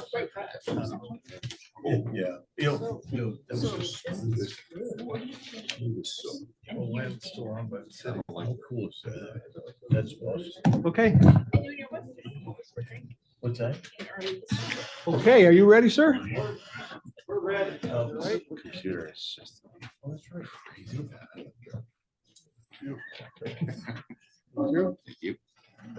Cute. You can share. Tiny. I like it. Thank you. I'd like to get this. Okay, good evening. My name is Chris Boyer. I'm with Bowler Engineering. And here with me tonight is Anthony Casal. Anthony is under contract to purchase this property. And we're here tonight to talk about 74 New Turnpike Road. And this is the former Leonard Hospital that has been demolished. So what I have up here is an aerial that just shows the property. It's about 7 acres. It's zoned single family in the development intensity zone. And the former hospital sat here, as you can see, and then there was parking associated with the hospital. And this was a 140-room hospital that was demoed here. So unlike all the applicants that we've seen here tonight, we're actually proposing to go from 140-room hospital to 86 single-family small homes. And each of these homes are small, as you can see. I've passed out some of the small home floor plans as samples. And you can see that these are 1 bedroom. So it's actually 86 bedrooms. So it actually be less water, less sewer, less utilities, less infrastructure than the former hospital that was on the site. Looking at how the site may look, you can see there's a lot of green space. We're not developing every corner of the site here on this one for sure. We've got 2 access points, one up here where the former hospital entrance was, and then a secondary access point down here. All access is from New Turnpike Road that is up top. Very high quality construction, as you can see. So it's an exciting project when you look at the sample images of the small homes that are proposed. This is meant for 55 and plus older community. So this is going to be a great way to keep residents in the city who may want to downsize and stay here. And Anthony is looking at providing all the maintenance here for each of the single-family homes. So these would be independent homes, as you can see, where there's 4 walls and there's a little yard, but they're rentals, and Anthony takes care of all of the maintenance associated with the lawn work, the snow removal. So it's maintenance-free for 55 and over. So we're excited about the project. We think it's a great use and a great fit. It's got the utilities. It's less intense than what was there previously. These are small, nice-looking facilities that gives the sense of home ownership and the pride of taking care of individual units. And what we see here is that we do need a few variances. And it's actually ironic because like most of the projects here tonight, we're actually going the other way. The city of Troy actually has a minimum building size of 720 square feet, and our smallest home is 500 square feet. So we actually need to go smaller a little bit instead of going larger. So it's a little unique. Same with building height. The city of Troy is really wanting a minimum building height of 20 feet. As you can see from our plans, we're much not vertical. We're vertical challenged. We're we're going to be in that 12 to 14 foot range for the peak of the roofs that are there. So great project, and we're here to get the planning board's initial thoughts on it, layout, and hopefully if you like this project, like the layout, like the proposal, then we would move on to the zoning board to obtain those variances. So with that, I'm here tonight with Anthony to answer any questions or comments or concerns that the board may have in hopes to move forward. Questions? Are these are going to be owned by, is the 55 or older community for tenants, or are they going to be owned, available for Tenants. sale? Tenants. They're all rentals. They're all rentals, yeah. This is one tax map parcel, and it'll continue to be one tax map parcel. Okay. No basements, all slabs, or are they crawl spaces, or The idea would that be, they'd all be on a slab. on slab? Yep. And there's no, nothing on the second, you show some windows on the second floor, but there's no occupancy on the second floor. That's No correct. These are sample images and intent of what could be built. And there would not be a second floor. So if you see a window there, it's just for aesthetics. So your smallest will be like 500, you said 500? 500 square feet, that's correct. And it might What's go up to 700-ish. Or 800. So that would be the one with your great room? That's the one with, I think the garage is actually the biggest. Oh, this is 800. You So know, that includes the garage, so. And what kind of a mix is it gonna be for with garage or without garage? That's yet to be determined on this layout, as you can see. It would be a mix and a match of But it. there's vehicle parking on the parcel. I know it's one parcel, but each house has some. That's correct. That's correct. How many different models you gonna have? Again, that's yet to be determined, but we're showing 3 that would be here, so that there'd be a mix. There would be a mix. Is there gonna be any sidewalks? No sidewalks?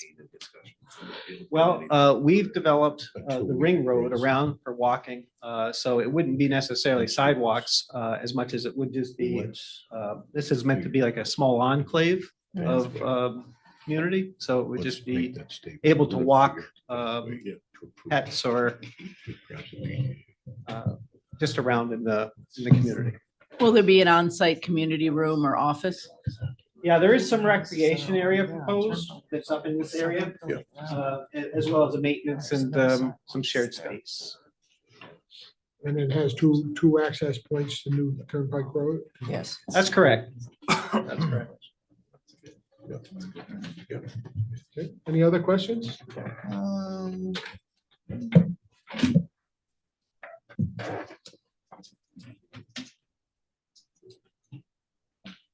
Have you had interaction with the neighborhood yet on this project? We've received some community comment, but I personally haven't met with anybody in the neighborhood yet, but we have seen some. Did you give any thought to access by fire trucks? I noticed some of the corners look a little tight for a fire truck to get in and out of there. Yeah. We'll have to check all of that. We did give some access with the loop kind of configuration to make sure that it's accessible, but turning radiuses, we'll look at them. In general, the fire department says that having dual entrance and exit is certainly helpful. It's just coming from the left, even if you go on the top. Yeah. That one corner then to get out looks A little tight. a little tight. Yeah. Any other questions? So this right here, you're going behind the houses that are already on New Turnpike. I would probably suggest fencing. Fencing over there? Yeah. We can look at it. Tony, can you use your mic? Oh, I'm sorry. Yeah, I would, if I lived on New Turnpike and you were building all this behind me, I think I would want fencing all around that rectangular place. I know there's no sidewalks on this side on New Turnpike Road. I'm sure these 55 and plus are not going to be. Hopefully walking out on the street using this, but is this area that you have all the housing in, is that the 7 acres? The whole 7 acres, or is all this green space is just Yeah, it's the majority of it. I mean, there's some here on the other side of the power line, so it's just staying green space. Okay. And to answer your question, yes, I'll most likely be putting like some sort of white vinyl fence behind. Yeah, yeah. I want to make it as private as possible. Yes. I mean, it's going to be wooded over here. I do Mhm. want to fence it though to keep anybody out that might come through the woods. Right. I don't know what's going on back here. So I'll probably fence the entire property. Yeah.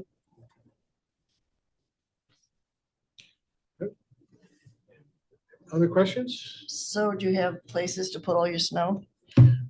Oh, yes. We've got green spaces all around this. Okay. Which will be white spaces. Yeah. What stuff? How do you access it up if you're doing this whole? Tony. Oh, I'm sorry.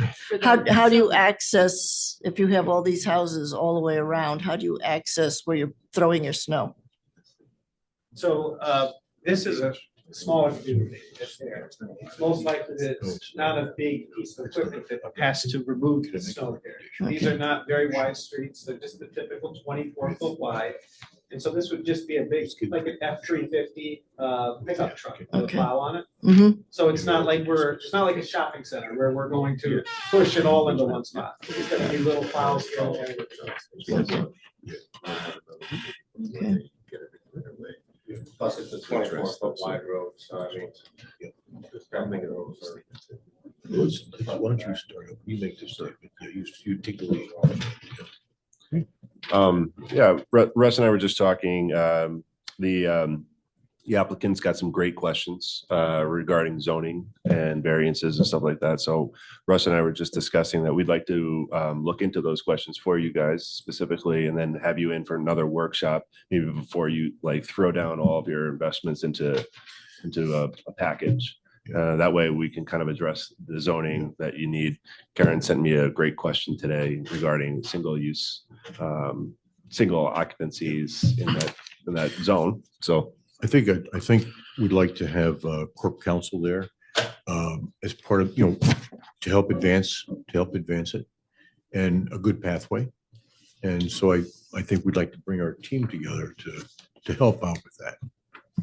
Yeah. Does that sound reasonable, Mr. Chairman? Yeah, sounds Yeah. reasonable. I think I kind of sense that the members of the board kind of like the idea, subject to these Yeah. refinements, but Yeah. I think looks like a good project. if we can- Yeah, I think it's,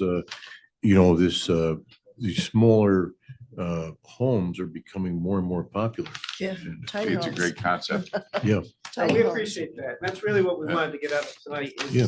is, get the planning board's general thoughts on the plan. and if it's an acceptable kind of approach and a plan, then when we meet and we talk with city staff, that if we do need any kind of variances, our next step will maybe go to get those variances and then be back in front of this board. So would be in order to table it then? Yeah. I mean, if you wanted to, they can opt to give me a call and jump on another agenda whenever they're ready. Well, let's see if there's anybody from the public who wants to. Sure.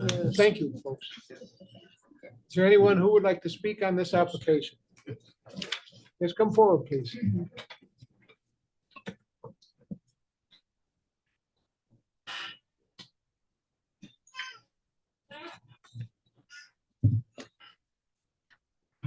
Darlene Simpson, 84 New Turnpike Road. Can you pull that down toward you a little bit? Down? Thank you. There you go. I just came for information, but since I'm here. Originally, when the hospital was being built, Just speak into that microphone, please. originally when the hospital was being built, the owners of the homes on New Turnpike Road in front of that area were approached to sell and nobody agreed to it. So we have that one little section there. Yeah. I'm concerned about heavy equipment coming in there around the cement wall because it is cracked. And a previous owner called the engineering department to have somebody look at it. And when he came up, he said, city wouldn't do anything about that. So now the driveway is. That wasn't Russell Reed. It wasn't you. I hope it wasn't me. you. That doesn't sound like our current. panicky. It was somebody who ended up buying property near the board aisle. That's all I'll say about that. When the announcement was made about tiny houses, I was very interested in that because I had suggested to my family that that area would be good for tiny houses. Yeah. Then I found out that they're being rented. And it seems like they might be just an extension of Corliss Park.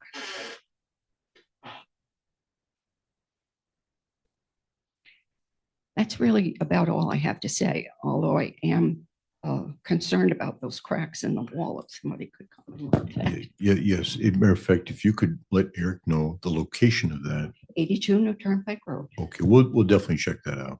Thank you very much. Thank you. Thank you. Okay. All right, thank you. Anyone else? Well, he's come up. Can I ask you if there's going to be market rate buildings, rentals? Yeah, the applicant there. We can address that afterwards, I Okay. guess. Yeah. Hello, my name is Matt Dolan. I currently live on Bickford Lane. I moved from 855th Ave. A couple of points I wanted to address. Now, I prefer, to your credit, I prefer tiny homes over an apartment complex there, to that credit, any day of the week. However, once again, something that I don't remember who said it, so please forgive me. When you mentioned that it just doesn't fit in the neighborhood. Well, I also feel this just doesn't fit in the neighborhood. If it, another old saying that I grew up with is, because I grew up on a farm, the city people move to the country. They love it. They buy a place. That's great. Then they tell their friends. More and more people move from the country from the city to the country. Then because they love the country, then they start more, and it just keeps happening over and over again. What happens? The country becomes a city. Seems to be a growing trend in Troy. Every one of these developers that have come up here, not one of, but one. There was one that said they're going to build homes for people to buy, I believe. I might be mistaken by that. That was the extension of one of the cul-de-sacs. All of them are developing and then renting out. That brings, statistically speaking, now I'm not saying that all, but statistically speaking, if you own a home, you are vested in the property, you are vested in the community. You try to improve your community in every way, shape, and form. Now, there are some great tenants out there. I've used to be a landlord and I lived in the same property. I lived above them. I've experienced some great tenants throughout my tenure of that. Now, but some of them trashed the place, and I was constantly picking up things. That is not good. That is what my concern is with this development going down. And they say 55 plus. Okay. What happens 10 years down the road if they can't make their quota to make 1.3 million a year on all these rental properties? Well, let's just go and ask for a variance of down to, let's say, 20 years or 30 years old. And then once again, it spirals out of control, or they're just not making their quota, the bottom line. So with those little things stated, one thing I want to bring up is the AADT. As a fellow engineer, what's the AADT during the busy season? I could only find it during August. That it was granted it was below grade on the during the August season when it's not the busiest season, but people find the alternative routes because we know the school's there. So I'm bringing up the concern of the AADT. This will bring in, let's say there's 2 people per family.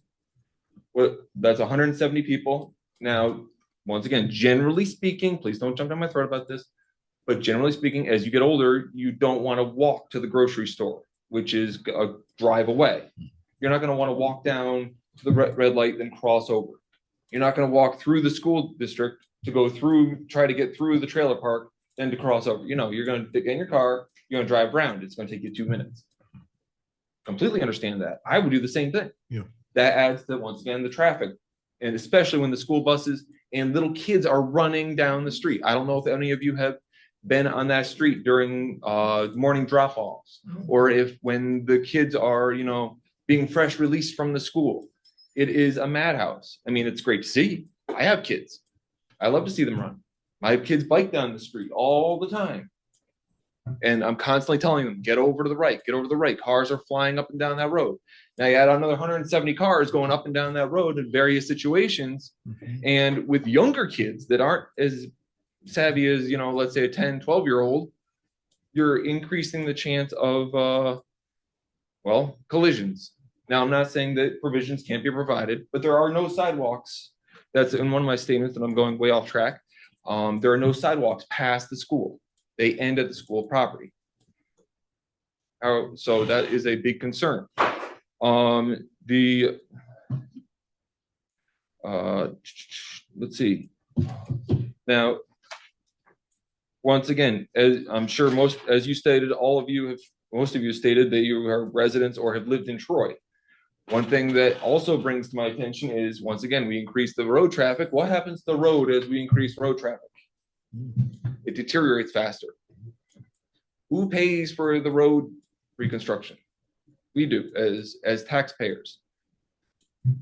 So one property is gonna increase the traffic load on this one property exponentially compared to the single home occupants that drive on this road. Okay, most of you drive down the city of Troy. Do any of you find really smooth roads in Troy? I challenge you to find one.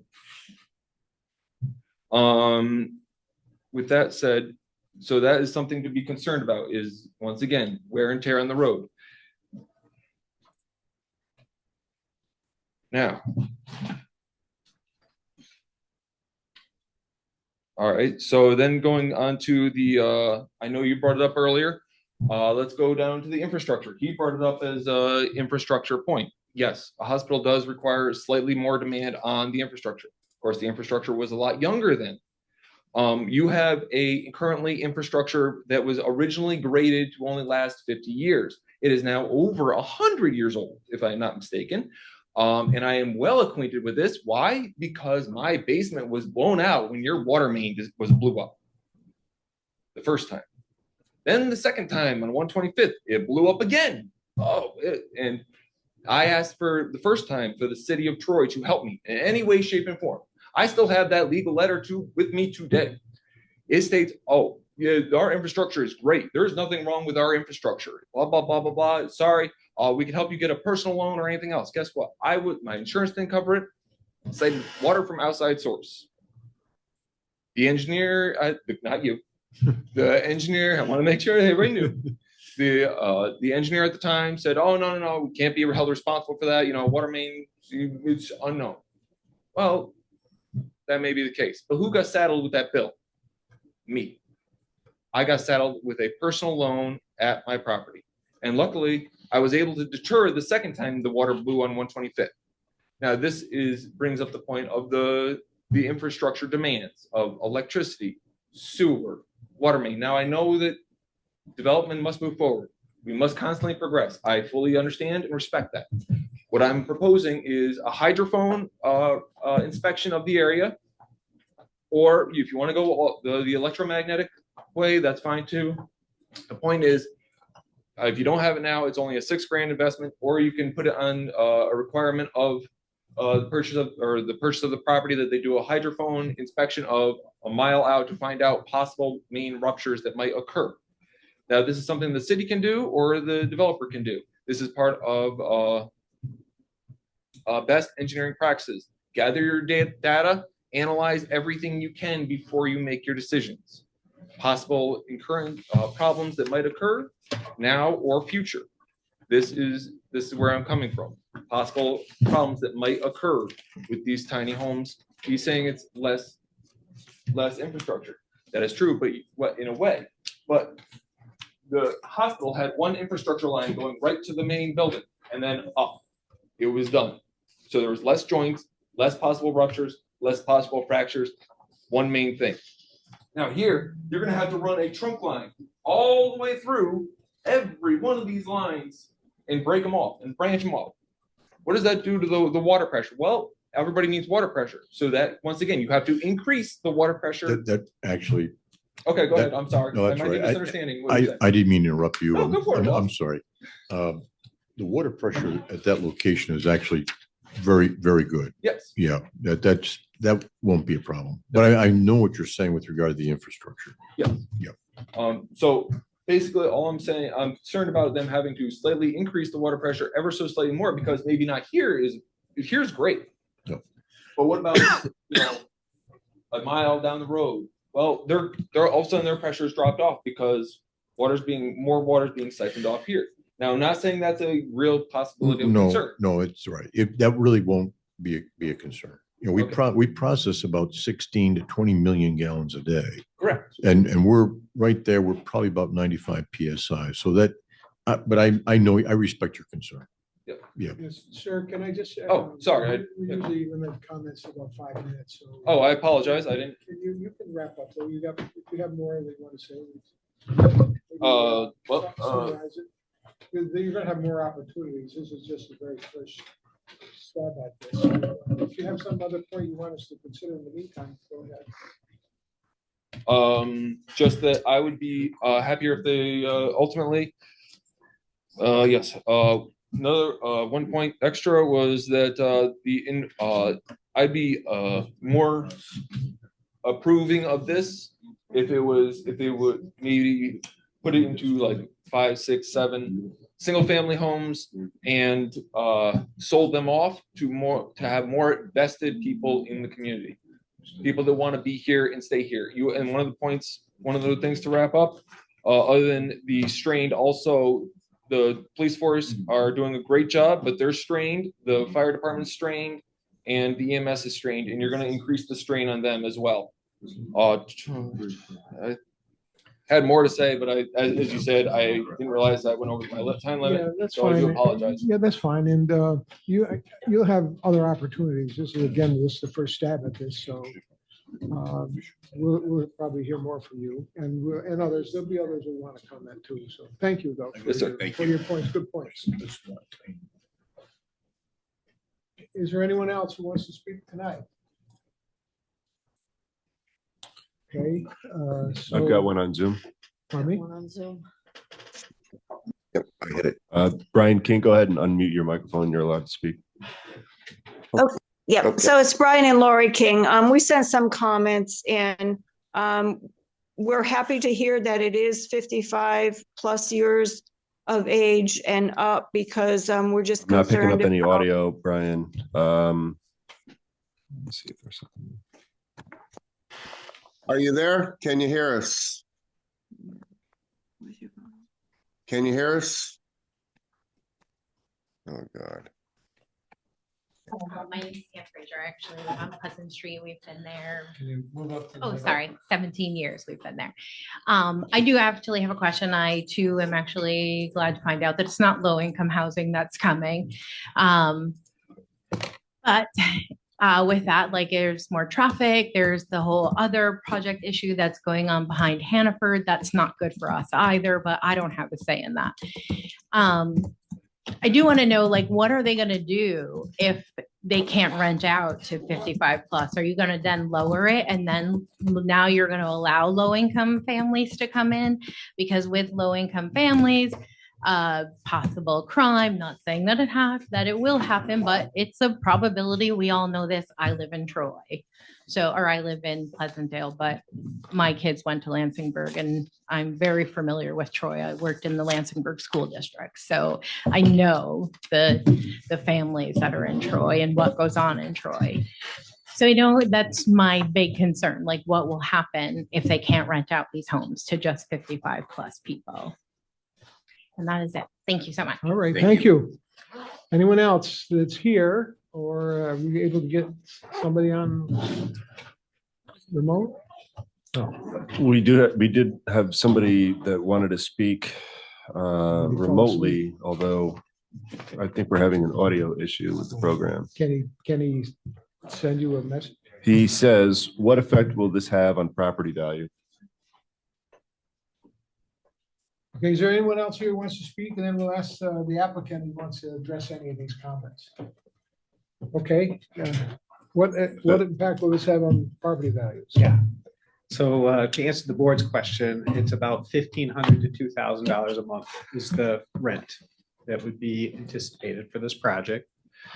And then as far as the infrastructure goes, we'll work with the city engineer and the Department of Public Works, but our initial assessments are that the supply is adequate and that it would be all intents less demand from a utility standpoint. And that includes traffic too. Again, the hospital's been gone for a bit, but it was there for a long time. It had more traffic than 86 homes. And we say homes, but these are single units, right? They're 1-bedroom units, and as you can see. And so it's going to be nice to put the property back to use and re-energize the area. And we're excited about it and look forward to working with the city in the coming months. Have you done any market studies or anything? Several people are concerned that you won't be able to rent them for 1,500 or 2,000, and pretty soon they won't be 55 and over. Yeah, I mean, Anthony and his company has done some due diligence. I mean, this is obviously not just a willy-nilly investment. This is a sizable investment that's here. It's 86 units, and the 55 and older community, given that this is full service in here with landscape, lawn care, those types of things, there's enough demand for somebody that wants to downsize and stay in the city of Troy and stay in this area with a nice product. There isn't a lot of product out here for the competition. My brother was looking for a place and he couldn't find anything in Troy, and they went from a big home to renting in Malta, 55 plus, and they love it there. Yeah. So we're excited about this. I mean, we think it's a great fit for the property. Yeah. Well, again, I think that my sense of the board is that they like it too, but they're also concerned about neighborhood issues and infrastructure issues and all those things, but those all have to be worked out, right? Okay. Any other comments here? Just that one other question, and it seems to be more or less asking for the record that these are market rate, not affordable. We're not income based driven for rent. That's correct. This market is $1,500 to $2,000 a month is the rent. Thank you for clarifying. Okay, so no action. We don't even have to table it, right? No, you don't have to table it. Just we'll get in touch. You guys get in touch with my office, and then we'll set up we'll just set up the next workshop and we'll look into those zoning questions that you had. And then when you guys believe you're ready, just let me know. We'll get you on the agenda. Okay, thank you. Sure. Thank you, Chris. Appreciate it. Take Yeah, care. thank you for the Thank you. presentation. Thanks, Anthony. Is there any other Thank you. business come before the planning board? I think not. Anybody, staff, anything? Mrs. Council, anything? No? Mr. Engineer? I think Jeff wants to make a motion. Yes, so we'll entertain. a Motion to adjourn. Second? Second. All in favor? Second. Aye. Opposed? Motion carries. Meeting is adjourned. Thank you.